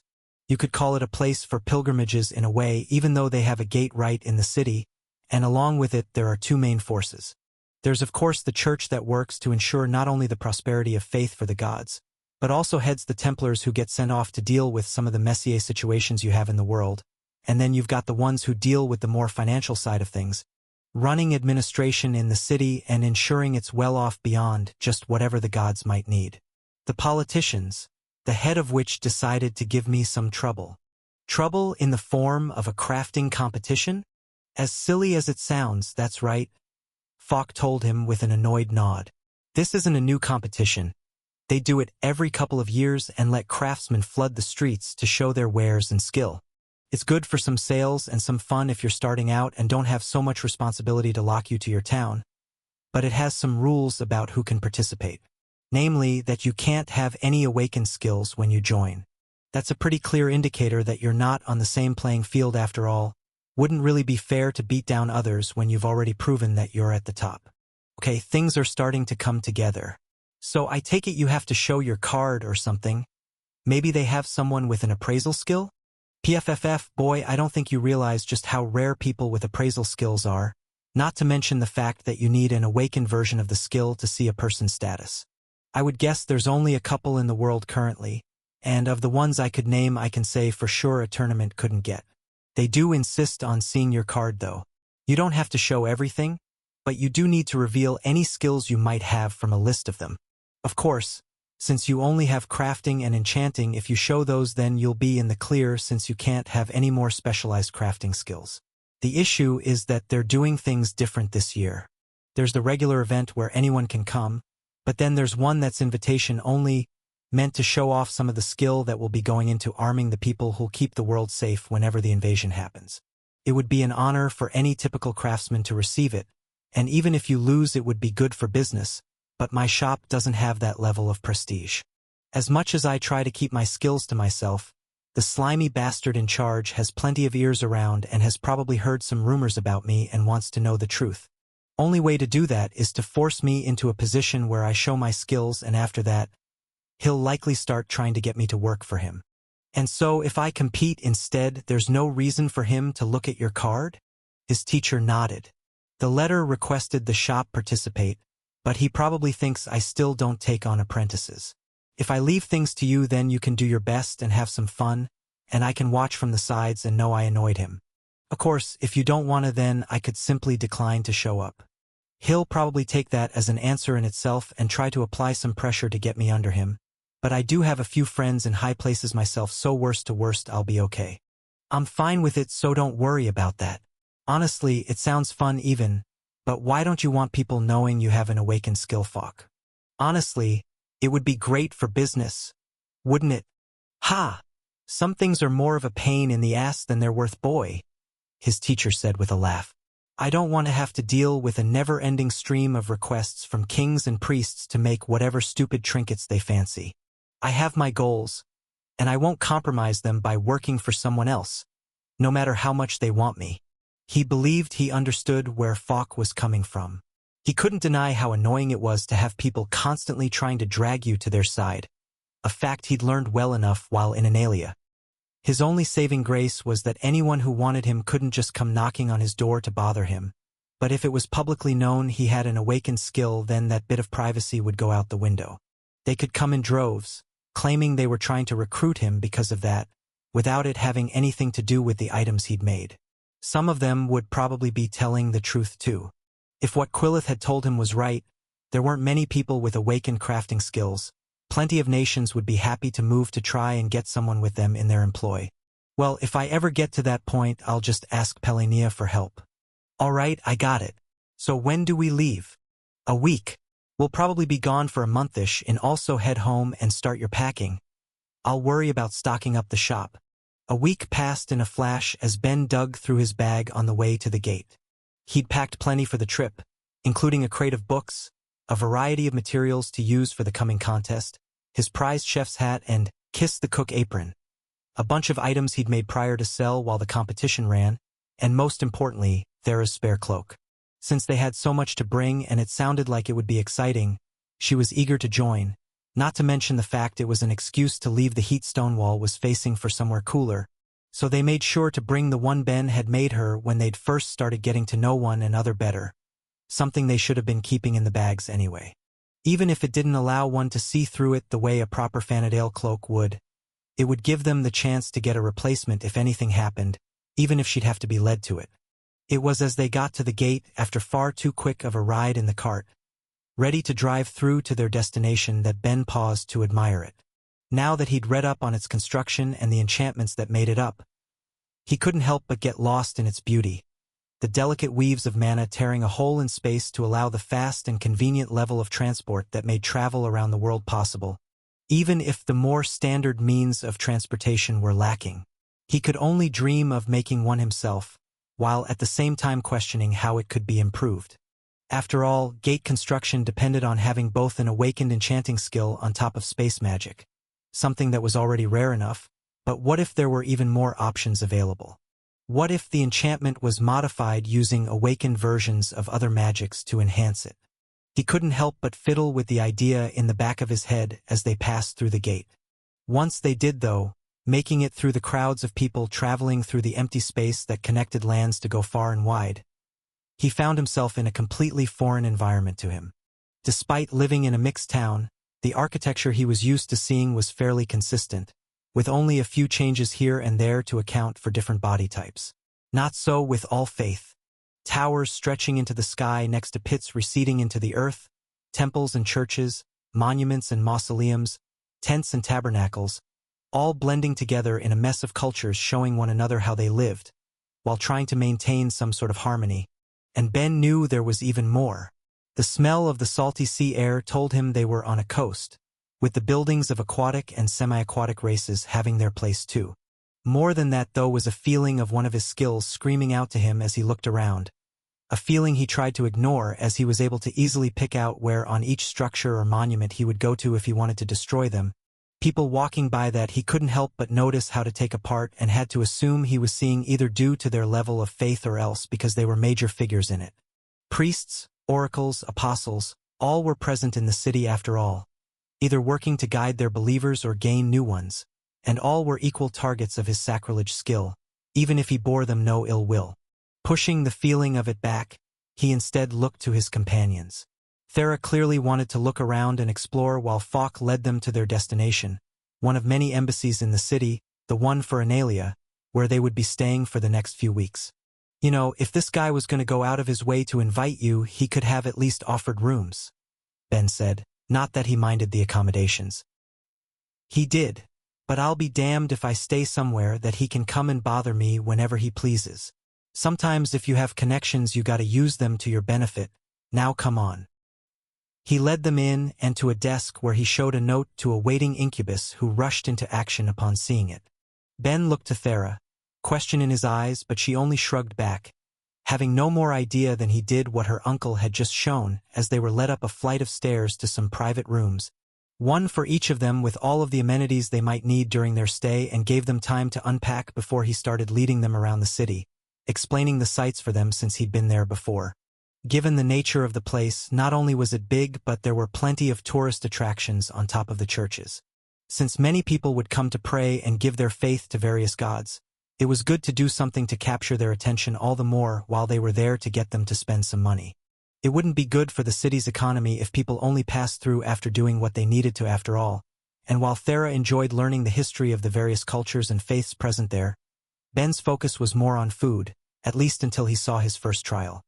He had been wondering how there could be multiple ones in the city given how big the one in Analia was, but they were structures and places that took all sorts of shapes and sizes, with the one before him taking the form of a cave and capturing his attention completely. With the magic bound to it built in a similar way to what was found in the one he'd participated in during his first visit to Analia, there were subtle differences he wanted to explore in detail. The only thing keeping him from pressing his face against it as he looked it over was the presence of guards at its front, as well as Falk and Thera's firm grips holding him back. "Come on guys, I just want to see a little bit more," he begged as he was dragged away. "If we let you stick to that one you'll be there all day," Thera told him before Falk spoke up. "You have some days before the contest starts, so if you want to look so bad do it tomorrow. May as well see the other ones around to see if there's any in particular you want to focus on." That caught his attention. He did only have so much time after all. He needed to know where to direct his focus if he was going to be using his free time on it, so that he wouldn't have any regrets when it was time to leave, not that he couldn't just come back another time. Just knowing how much there was to see. He couldn't help but think on how he'd have to have a real vacation sometime to make proper use of the gates to see the world, and more importantly examine every trial he could. The way the magic was placed on them was similar enough to enchantments that he knew he could learn something if he properly took the time, a fact that made him want to dive into the topic in earnest. There must be some books on trial structure. He couldn't help but think. Even if my mana sense is good, it's not like nobody is better, and given how many of these things there are, this is a valuable bit of research. Actually, given how big this place is, they must have some good libraries on top of crafting and mages guild branches. I should see if there's any books I haven't already seen. With curiosity filling his heart, he let himself be dragged away as the day passed, walking by another handful of trials, each of which begged for his attention as Falk pointed out the other sites he was looking for. Libraries and guilds, all places he knew he'd need to hit up as he made mental notes on where they were as the day began to fade, and with one final stop Falk wanted to show they went on their way, grabbing the scruff of Ben's neck as he saw where they were heading and keeping him from running ahead. "This is cruelty, Falk. You can't show me something like this and not let me get a better look," he complained as his teacher grinned back. "What has you so excited this time?" Thera asked, having grown used to Ben's enthusiasm when encountering something new. "Isn't it just a tower?" The structure had to be 11 stories tall. Big by the standards of plenty of the world, but on the smaller side when compared to what Analia typically had. You only think that, 'cause you can't see the enchantments on it, whatever god built it made a thing of beauty. Of all the ones he'd passed, he couldn't help but find himself focusing in on that one more than any other and knowing immediately that looking it over would be the thing that would take up most of his free time if he let it. It wasn't just a trial. It was one unlike any other he'd seen that day. Even if he couldn't immediately understand the magic on them, he had at least been familiar with the systems the enchantments had used on the other trials, many of them using a weave structure for their magic while others used less popular options. Still good in their own way, yet not ones Ben found particularly useful for himself when compared to the way he weaved and blended his mana. This one was different though. The mana that made it up was laid down in ways he'd never encountered before in all of his reading and study. It was a structure of enchantments completely foreign to him, and that fact made it more exciting than any other. "Fuck! Why have I never heard that mana could be used like this? It's built like what, spirals and rings?" What's the effect of creating something this way? What does it do? How does it compare to the more standard ways of enchanting? Hey now, one question at a time. Or at least that's what I would say if I couldn't sum it up in one answer. I don't know. What you're looking at is the dead god's trial. Neither the god that made it nor the race that worshipped him is around to tell us anything about how they'd enchant on their world. In the thousands of years that races had been escaping to this world, many had found their way there. There were the founders, of course, a group of different gods that had managed to find each other after the loss of their worlds, with the remnants of those who worshipped them that came together to settle this one and built the system, and as more worlds fell, more races joined. Spatial gods going out to lead whatever surviving souls could be found to this refuge as more and more unique beings made their way there. The mana-based life forms, spirits and fairies and elementals, all creatures unlike any other and all united in both the unique natures of their bodies, as well as their lack of gods. The forbidden gods too, those few who'd fled their homeworld, only focused on saving themselves and forsaking those who gave them their faith. A unique god in so many ways, made up of the totality of its race after they sacrificed themselves to deal a devastating blow to those who would plunder their world, and so many more that Ben wasn't aware of, one of which only being known as the dead god. Whatever its name was had been lost to time. When it came to the world with only its trial, not a single survivor of its race, the others thought they had another forbidden god on their hands and were prepared to lay down the rules for if they were going to stay. Instead, though, they simply placed down their trial and left, explaining that his people had insisted on fighting to the last man, and now that he'd ensured a part of his world would go on to exist, he intended to do the same as he went to fight and die, leaving only a tower with none of the knowledge of the people who would challenge it. And as interesting as that all is, Myriad, you've got to know something about the enchantments on it. Come on, I'm dying of curiosity here. I don't know what I don't know, Ben, Myriad told him in exhaustion. Most races that got to the stage of their development where they would enchant figured out how to do it in very similar ways. Sure, there were a few that came up with novel ideas that either got incorporated into the world's methods or discarded after coming here, but without a representative to explain their more unique system, it's an unnecessary level of research. You could check a library to see how far mortals have gotten on it, but I can say with a fair level of certainty that no god has spent any time trying to unravel just what it means when we have bigger concerns. Perhaps if the world survives, one of the crafting or magic-focused gods will devote themselves to it, but that's a big if. Ugh. Fine, I'll look into it myself tomorrow then. There has to be someone who's studied it. I can only hope they publish their findings. In that case, since the god who made it's dead, can you at least tell me what the trial is like? It might help me understand what I'm seeing from it. No can do, he told him, speaking up before his apostle could complain. I can't tell you because I don't know. Nobody does. There's never been a survivor any time someone's attempted the trial, and the way it's God designed it has it thoroughly in his domain. While we can easily peek into each other's trials up here so long as we have permission, nobody was granted it before its creator went off to die. So you can't tell me anything? Without a god, would it even give any rewards? Or would you survive whatever it throws at you, only to be sent off without so much as a pat on the back? Again, who's to say? It's equally possible that it was made to automatically distribute rewards as it is that it gives nothing. Hell, it's possible that without its god it simply doesn't let people out, instead forcing them to starve to death as it tries to call on its maker to reward and free them. It goes without saying, but please don't do something as crazy as attempting it. Hell, don't attempt any of the other trials either. I'd rather not have to choose a new apostle anytime soon when I still need a head priest. Relax, doing one was enough. Thank you very much. As much as I want to study it, you couldn't drag me into it. I've got more than enough to go off of looking at it from the outside. Of course, I'll be asking a lot of advice while I'm here. If that's all, then that's fine, his god said with a sigh of relief as he moved on to a different, more troubling topic. I have to say, though, I still can't believe you're in all faith of all places. How's the sacrilege been? Ben could only shrug.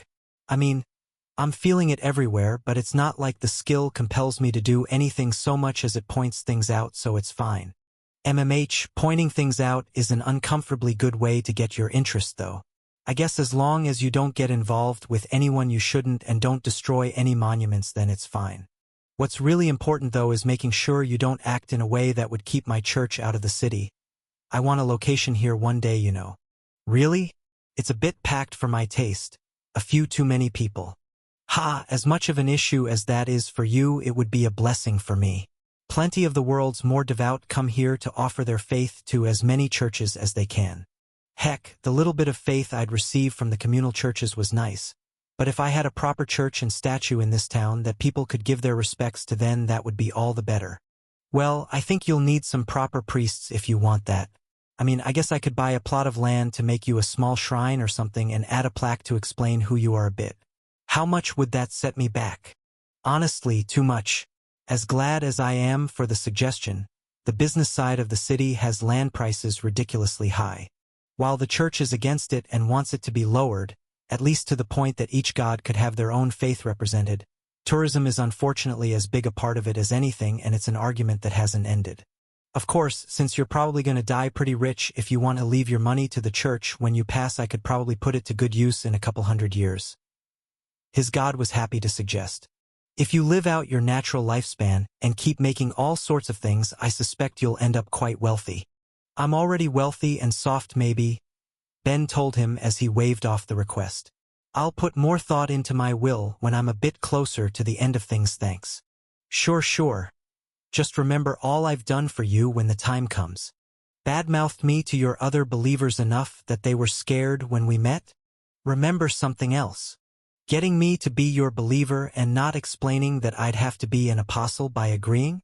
Or we could talk about the incredibly useful skill and guidance I've given you over these last 2 years. Relax, you know I appreciate you, Ben told his god with a laugh. I'll at least leave the church something, but you're not allowed to look forward to getting it. In fact, you should put some of whatever money I leave you towards making a statue of your first apostle on the world. That would be pretty cool, right? Just make it yourself while you're alive so I don't have to. Waking up from his talk with his god, the first thing he did was prepare breakfast. The room he was given was small, but it had all of the necessary amenities he needed, including a small kitchen and a loaded cold box. Ben could only assume his teacher was able to get them such nice conditions thanks to his connection to Pelania, and he made a mental note to see if he could get the same sometime. To have a place to stay in any country the succubi had an embassy could be pretty handy, though it might defeat the purpose of traveling if he did. Well, either way, better to have it and not need it, right? I'll ask Falk about it later and then maybe pop over to Analia since they're both gate cities. I need to get a new copy of Barrier Magic on my ring as well. There was always so much to do. A part of him couldn't help but wish he had multiple bodies to go along with his multiple minds so he could accomplish more at once. But that was nothing but a nice dream. With breakfast done, he knocked on the doors of his 2 companions, handing them over plates to eat before running off to embrace the day, with Falk needing to meet some acquaintances while he was so close to a gate, leaving Thera to put up with Ben's whims. She knew what she'd be getting into the moment she saw how he reacted to seeing one of the trials yesterday. But thankfully the first bit was nowhere near as long as she expected. Despite how much larger both the Craftsman and Mages Guild branches were compared to the ones in Analia, thanks to the massive changes to his mind, he only spent an hour in both, flipping through books and making lists of ones to order, getting a copy of just one immediately before running off to the library, which ended in a far shorter visit. There simply wasn't anything he was looking for there, as depressing as it was. It was only as he got to the Dead God's trial that she knew he was going to be there a while, possible days if nobody pulled him away, as he opened the single book he got, one describing what little bit of theory had been built up about the magic that made it while he examined it himself. Let's see, from what I can see of the structure of the enchantments, it's made up of a series of spirals and interlocking rings, but something seems odd about that, he muttered to himself, making notes as he did. I mean, this structure simply isn't tight at all. Every other trial is dense with enchantments, but this one allows so much empty space to exist. What's the point? As he stared deeply into what was there, he tried to compare it to the other enchanting systems he made use of in his work, but neither seemed quite right. Weaving mana had the effect of lowering the mana cost when using the item it was enchanted on, as well as keeping it organized compared to just putting loose partial enchantments down to ensure both the consistency of the effect. Not to mention making it easier to make more complex effects as the enchantment was built upon. He could see using rings of mana to keep it organized, but he was less sure about how it would affect the mana cost, as well as how making a simple item with that type of enchantment would alter its overall properties. As for comparing it to blended enchantments, well, he wasn't sure if there was any real comparison to be made. It was a means of enchanting built upon the principles of ritual magic, something that normally would take groups of people to pull off that he could only do as easily as he did thanks to the sheer volume of minds in his head. While he could see small sections of the trial's magic where the rings would bleed into one another, if he had to guess, it was more to help ensure each individual ring worked together in better harmony compared to the way he would blend his enchantments to get a significantly increased effect, or an entirely different one, at the price of a higher mana cost. He did his best to mentally compare it to some of the other, less significant systems he was aware of, but any comparison fell flat there as well. He didn't think there was anything life-changing in the rings of mana some long-dead god had built, but the more he stared at it, the longer he was sure that there was at least something useful in it. He just needed to grasp what it was and grab it for himself. Anything he could take and work into his own enchantments he would, no matter how unorthodox. He had too many goals not to take everything he could to make them a reality. But even more than that, there was the sheer joy that came with learning something that interested him so much. He could have stayed there for days, carefully examining different stretches of wall, getting funny looks from the guards stationed at the tower's entrance that kept anyone from wandering in by mistake as he pored over every inch of it. But someone was there to make sure he took care of himself, a fact he was reminded of as he felt something hot pressed against the back of his neck hours into his study. He jumped with a yelp, turning to find Thera standing behind him, a hot sandwich in her hands held out for him as she carefully slipped her own under her hood to nibble on. "Figured it was probably time for you to eat something," she told him as she handed it over. "Have you moved at all since I left?" No, he said awkwardly. Not only did he not notice that she left, but he had gotten too absorbed and forgotten she was there. Good going, idiot. Thera could only laugh as he gave an apology. "Sorry, this really isn't the way to be spending our free time before the contest, is it? Come on, let's go do something. What are you interested in while we're here?" "You don't need to worry about me, Ben. I know just how interested you are in your work. I just wanted to make sure you ate something before I went to explore a little." She meant it in all sincerity, too. It was obvious how much this particular trial had captured his attention from the moment he laid his eyes on it. She didn't want to keep him from getting all he could out of it, but that only twisted the knife as he made a firm decision about what was more important. "I can look at it a little bit more on other days if I need to. Besides, with how much I've spent on it today and the 10 minds in my head, I'd say this is the perfect time to stop." "You sure? I really don't want to feel like I'm dragging you away." "I am. I want to spend time with you, not a wall." Even if he couldn't see her face at the moment, he thought he felt her mood brighten as he said it, and she took his hand, pulling him along as they went. "In that case, I heard there's some free performances going on by the water. I haven't seen a play in ages, so it should be fun." The excitement in her voice made it obvious to him he'd made the right choice as he picked up on some of it himself, wondering just what sort of performances the world had to offer, especially in a city as diverse as this. As they rushed down the streets to get themselves a good spot, he happily listened to Thera tell him about some cultural sites she wanted to visit after. He gave her his full attention, only pulling away briefly as he felt a tingle on the back of his neck. But seeing nothing on the streets but the crowds that were always there and one starfish man trying to draw in an audience as he preached, he brushed the feeling aside and focused on enjoying the day. After a fun day of seeing a variety of places in the city that Thera wanted to visit and explore, Ben closed his eyes for the night, only to open them and find himself in his god's realm. There was nothing strange about that in itself. He spent a fair bit of time most nights in Myriad's realm after all, either discussing the day, the faith, things he was trying to learn or enchantments he wanted to figure out, or else just chatting. For however they both could act at times, the two of them were quite fond of each other, even if one caused the other far more stress than anyone would expect. What was strange, however, was finding two others there as he arrived. Neither of them were Sakhel, the only other person with a position in his god's faith. Instead, he saw some sort of starfish person, though Ben was sure that wasn't what he actually was. Standing as tall as him with a bright blue color, the man would have looked perfectly in place lying along a beach somewhere instead of propped up on two limbs, and it only took a second to realize that it was the same one preaching on the street he'd passed earlier in the day. More significant than him, though, was the woman beside him that his mind was screaming was a god. While his sacrilege was busy drawing parts of his attention to different points of her, it was his tolerance skill that he thought gave him the best sense of her.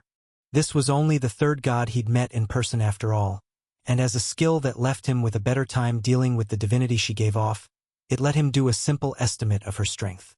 While his own god didn't even register, she felt similar to Jagal, the goddess of the Dryads, meaning the one before him now must have had comparatively few believers, at least when measured against one like Analia whose divinity eclipsed her while in her avatar instead of right in front of him, yet still far more than Myriad could hope for. Even more interesting, though, was that whoever she was the most human-looking of any goddess he'd encountered yet, to the point that she could have been mistaken for a particularly beautiful member of his own race if it weren't for the clear crystal horns jutting out of her head, light and mana swirling within them in a rainbow of chaos as she looked over to him in blatant discomfort. Falling stars Myriad. What is wrong with your apostle? Mann, Ruth. We literally just met. Come on, he complained, getting glares from both strangers as his god sighed. I did warn you that my apostle has a variety of mind skills that make his thoughts feel complicated. Hellori. Ben, I'm sorry to spring this on you, but would you mind using hidden mind on all but one?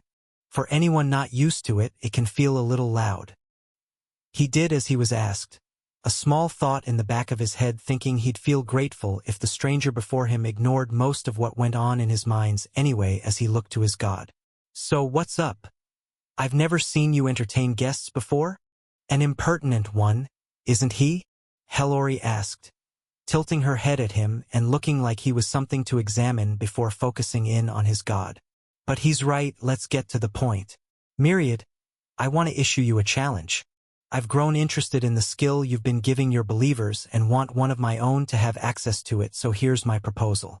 On the line will be both a blessing and a skill to the winner's apostle. The contest will be to see which of them will be able to gather the most faith over the next week, not including any that comes from old believers. Do you agree to these terms? Before his god could speak up, Ben did, excited at the prospect before him and wanting to hear more. I wouldn't be able to do a full week because I'm here for the crafting competition, but would 5 days work? Hellori turned her eyes from his floating god and directed them to him instead, seeing that Ben would be the more agreeable of the two and not letting Myriad get a word in either. That's acceptable.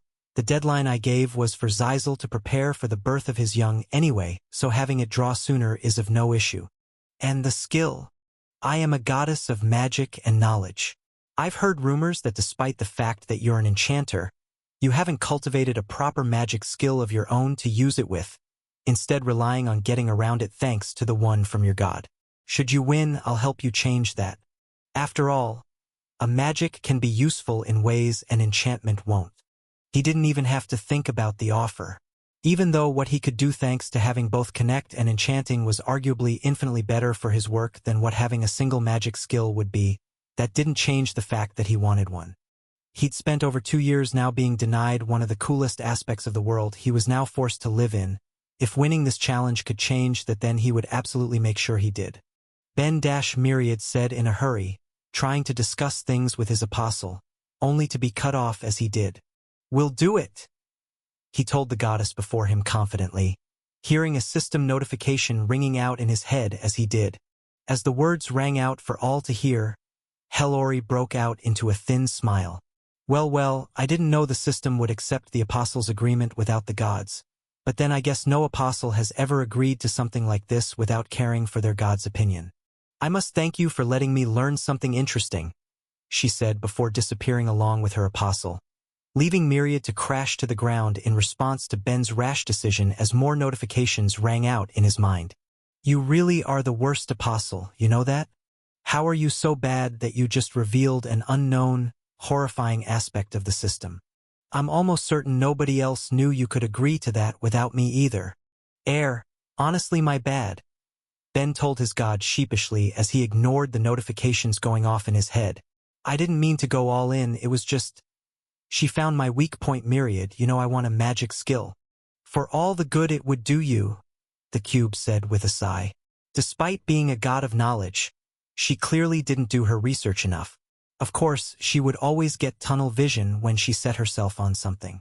Either way, she's a goddess of affinitied magics Ben.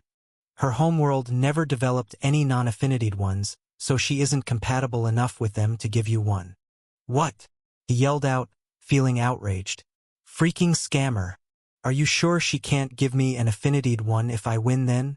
I know I can't exactly get one myself, but a goddess of magic has to be able to do something, right? Maybe if she was in her prime as she was before her world fell, it would be possible to alter a soul to grant it a higher affinity. But affinities and resistances are the foundation upon which souls are built Ben. If she doesn't have the strength to increase yours then there's no way for your soul to accept a magic like that. Your values are just too low. It was depressing, feeling a glimmer of hope he might get his own magic skill, only to have it crushed moments later, but he did his best to push the feeling aside to focus on the reality of the situation. All right, in that case what will she do if I win? Honestly, a good question. Since she put out the challenge, if she can't even give out the reward she promised, she's going to be in a pretty bad place. We would be able to ask for pretty much anything.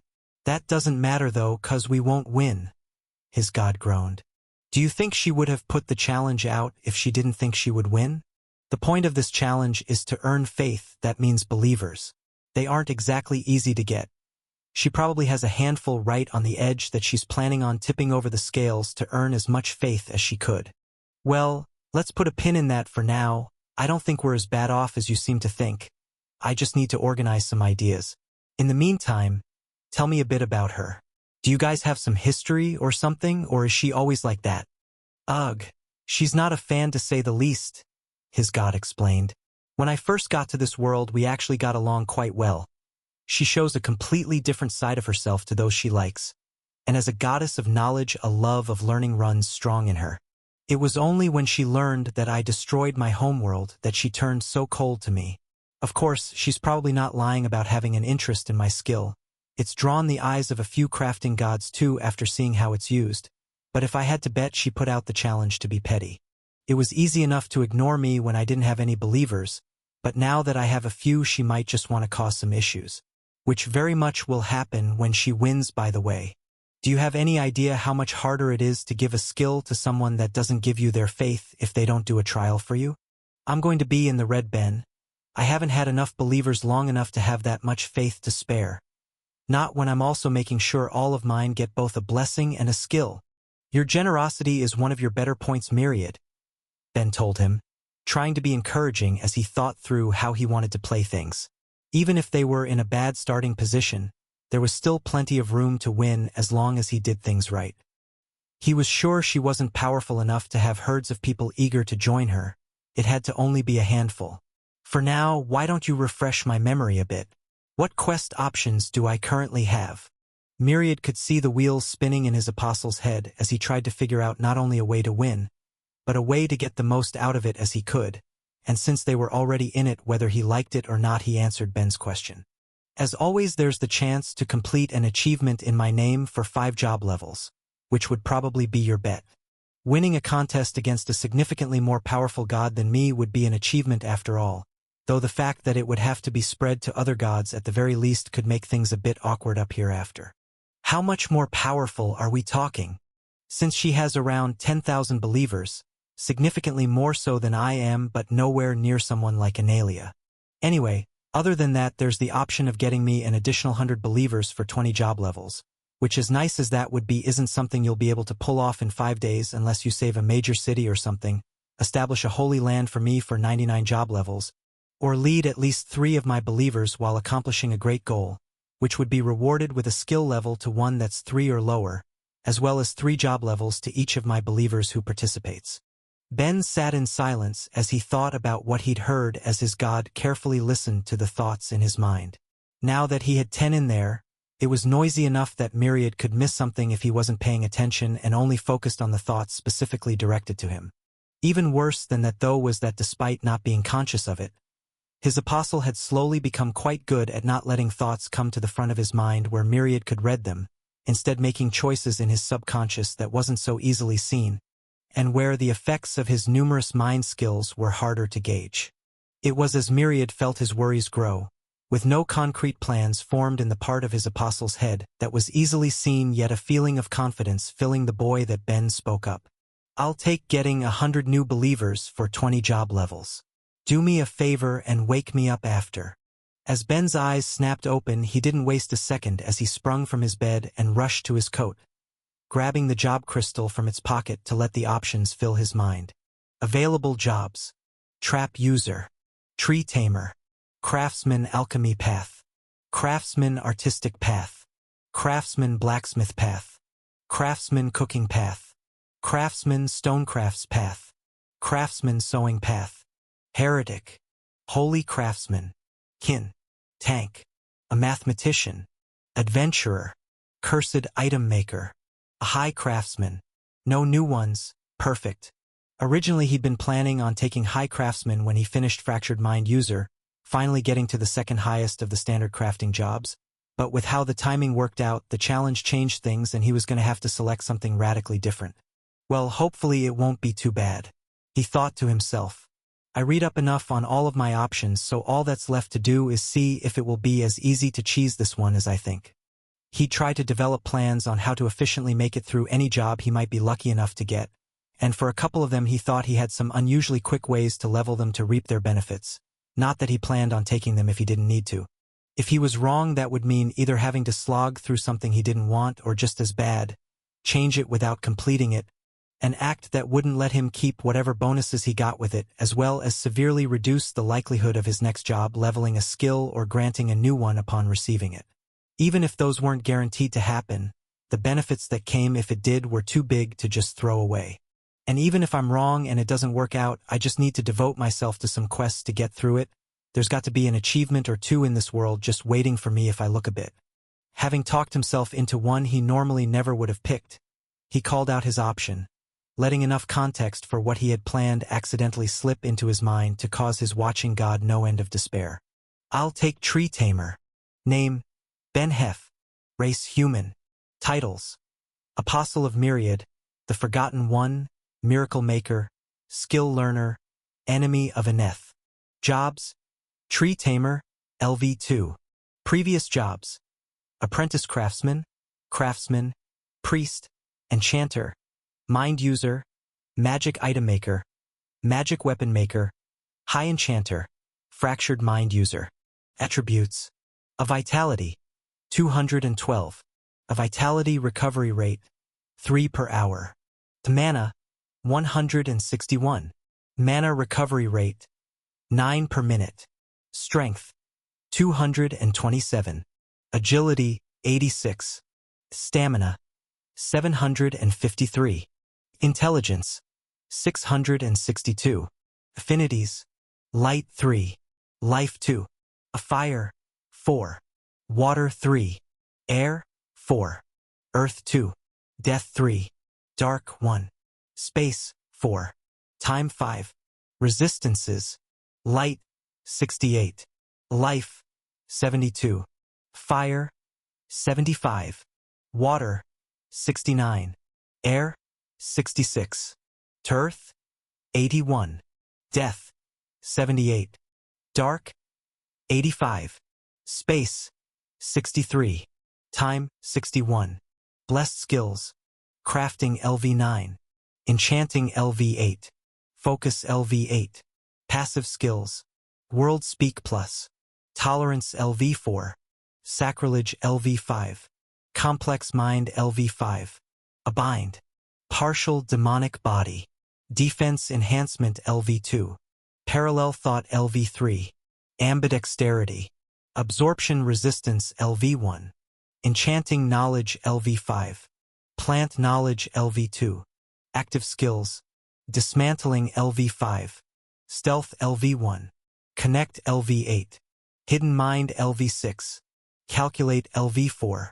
A Knife Wielder LV0. A Hammer Wielder LV0. Meditation LV2. Cycling LV0. Marksmanship LV0. Speed Reading LV3. Blessings: Myriad's Blessing. Analia's Blessing. Trials: Trial of Analia and Talona.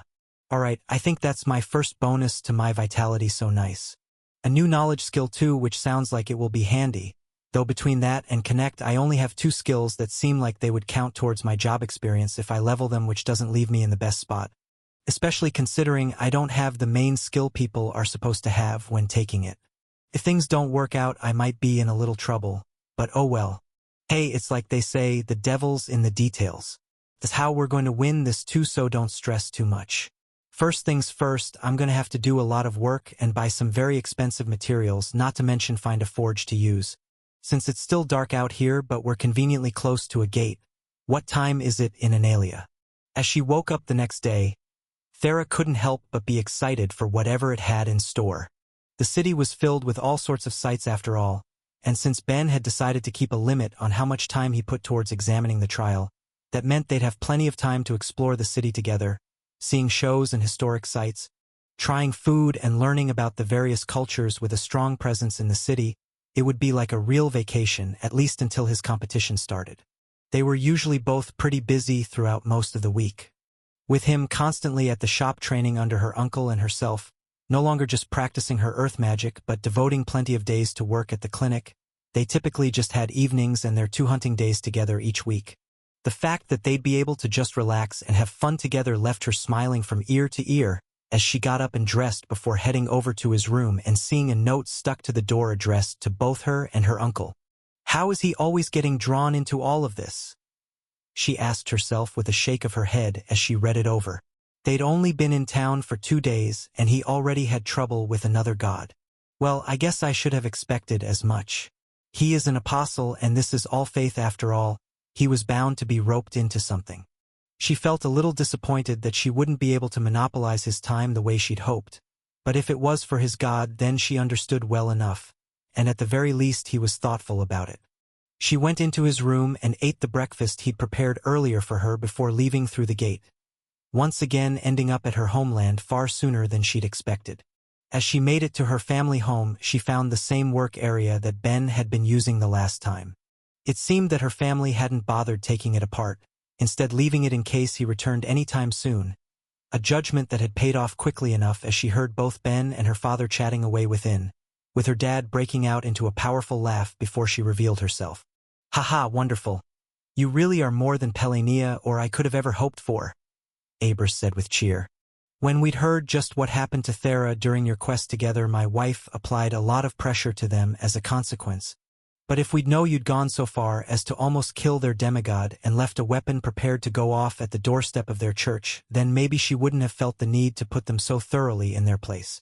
No wonder you needed to buy some more magic materials from us." It wasn't hard to work out what her father was talking about.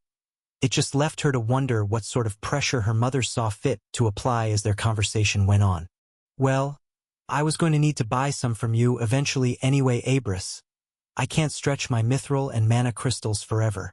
Of course, we don't mind selling them to you at a good price since you don't need too much, so stop by whenever you're out. Honestly, with the way we keep making braces, it might just be easier to pay you in materials," her dad mused before switching back to the previous topic. "But really, Ben, my wife and I couldn't be happier to know Thera has someone by her side who'd go so far to look out for her. You sure you don't want to marry her? We could hold a ceremony immediately, make things good and official." "Oh my God, Dad, do you bring this up whenever I'm not around?" She couldn't help but cringe hearing the question and almost walked in then and there, only to stop herself before she touched the door handle. Her mind flashed to the same things she'd heard Ben say during the guild quest, and she found herself overwhelmingly curious about what he would say to it when he didn't think she was around to hear it. "Look, Abris, your daughter is one of the most important people to me in this world," Ben said with a sigh. "And she's been extra clear she doesn't want anything like that out of life." She felt a smile break out on her face hearing that again. "I'm important to him." It just felt good to hear any time he said it. "Well, maybe Thera will change her mind on that. Isn't that right, honey?" her father called out, making it clear he knew she was there, as she tried to push away her cheerful expression as she walked in. "Dad, don't you have anything better to do than bother Ben about this?" she asked in the face of his smug grin. "Why do you and Mom have to bring this up each time we're here?" "Oh, I'm just trying to get a feel for things is all," he told her with a laugh. Don't blame me too much for wanting to see my daughter happy. And your mom still wants to see the faces of her grandchildren one day. Not happening. Ha, we'll see. Make sure to stop in before you both head out. Your mom and aunt would both love to see you while you're here. With that, he stepped out, leaving the two of them alone. Sorry they're always like this. Maybe one day they'll actually mellow out a bit. Though I doubt it. No problem. I like how lively it is with your family. I'd say too lively. Anyway, what's up? What did you end up getting involved in that was so urgent? As she looked around the room, she could see boxes and boxes of 3 types of items. The first being a few small statues of Myriad, the second being necklaces with a cube dangling from them, and finally there were some filled with long nails, their purpose she couldn't begin to imagine. Ben could only give a small, awkward chuckle as he explained just what he'd gotten both him and his god into in greater detail than the note had, leaving Thera to put her head in her hands by the end of it. "You're an idiot," she told him bluntly, doing her best to keep from laughing at how ridiculous it was. "Hey, it's not my fault," he said in his defense, only to immediately back down. "I mean, okay, maybe it is my fault, but neither Myriad nor Hellori knew I could accept without his consent. And on top of that, I thought I'd finally be able to get a magic to use myself. How could I resist? Why do you even want one?" She couldn't help but ask. She knew it was something he desired at least a little that was out of his reach because of his low affinities and the difficulty of learning a non-affinity magic. But as much as she personally enjoyed it, she didn't see the appeal for him. The things you can make are already incredible after all. Seems like training up a magic would be a waste of time for you. It absolutely would be, but it's not like I want one specifically to be good at magic. I just want to be able to try firing off a spell with my own strength. If I'm going to be in a world where that sort of thing is possible, then of course I'm going to want to do it at least once. Though I guess that might be harder to understand when magic is such a fundamental part of this world. It wasn't like she couldn't understand at all. Growing up without being able to use her earth magic had been a massive point of stress through her youth. The fact that she could finally use it with any level of skill was a huge relief to her. She supposed it made more sense when she considered his position a bit more. Before him, she'd never met a single person that couldn't have learned at least one magic skill if they wanted to. She was sure that if he had one it would fall behind his other more important skills, but the fact that he couldn't get it at all must have felt tough at times. Anyway, Ben went on. "There's just one thing I need to do today and tomorrow, but I'm done here for now. Want to stop in to see the rest of your family and then we can head out?" "Sure, sounds good to me." After getting to see her aunt and her baby cousin for a bit, as well as putting up with her mom and dad, she and Ben went off through the gate, taking one they'd never gone through before. Despite the number of them in the world, all set up to allow for faster travel across vast distances, there were never enough. A person managing to awaken both enchanting as well as space magic was simply too rare of an event, to the point that there were plenty of cities and nations who had built the structure for a gate but hadn't been able to apply the magic needed to make it function. Despite that, there were a handful of gates set up that many would view as a waste. Gates built in the middle of the untamed lands, put in place to reduce the travel time as best as they could in the event of an emergency, allow cities easy access for the training of their adventurers and armies, and to collect the sort of resources that couldn't be acquired otherwise. No nation was allowed to lay claim over them, all had to share the lands equally, and for reasons she couldn't understand, Ben had led her through one of them, bringing nothing but a large cases of nails and a hammer. "So I know this isn't the sort of place you could bring a cart through, but do you think you might be able to create a stone platform to carry us deeper into the woods? I want to avoid anyone finding what I'm doing the best we can." She did as she was asked, using her earth magic to carefully help them travel through the sky under the strength of her raw mana, but giving a voice to a question the further out they got. "So how exactly is running off to the middle of the woods going to keep you from completely screwing over your god? Kind of seems like we should be back in all faith and you should be preaching on the streets. Or maybe run over to Craftsman's Tower and try to spread just how handy it is for enchanters to have your connect skill. Both excellent options, but they take too long for too low of a reward. Don't worry. Hellori is going to regret getting my hopes up." He seemed confident as Thera brought them down through the tree branches, staff at the ready in case anything attacked since they were miles from the gate and likely few adventurers nearby to help in an emergency. But as she worried about that, He placed a hand against a tree briefly before pulling out a nail and hammering it in before moving to the next one, explaining what he was doing as he went. So the competition between Myriad and Hellori is to see who can gather the most faith, specifically without relying on getting any from current believers. It's as obvious she wanted this to be a contest to see who could gain the most new believers over the course of a week as it is that she must already have a few people on the edge of joining her, but I don't plan on playing that game. I learned a while ago that gods can get faith from non-sapient sources when Frederick started giving some off. I'm just trying to take advantage of that. Each nail is made with mithril, so each enchantment should be able to sustain itself, and it's built to be a mental compulsion to pray to Myriad. I'm basically turning trees into faith generators. You're using mind control to get your god believers, she said in exasperation as she pinched the bridge of her nose. You get how that sounds, right? I'm just doing it on trees, he yelled in his defense, before muttering in a quieter voice. For today at least. Anyway, it lets me test out a theory about the tree tamer job. Like other tamer jobs, it gains experience through both how well something is tamed and how many of something is tamed. Given the strength of the compulsion and the fact that I have a few thousand nails made up to hammer away, I might be able to fly through this faster than the time I took the mind user job. She shook her head, understanding what he was saying but still questioning the ethics of it, not to mention the practicality. But will that even be enough for you to win? If something like this was so efficient, then other gods would already be doing it. Well, I'm told plants give less faith and of a lower quality, but that shouldn't matter too much for a few reasons.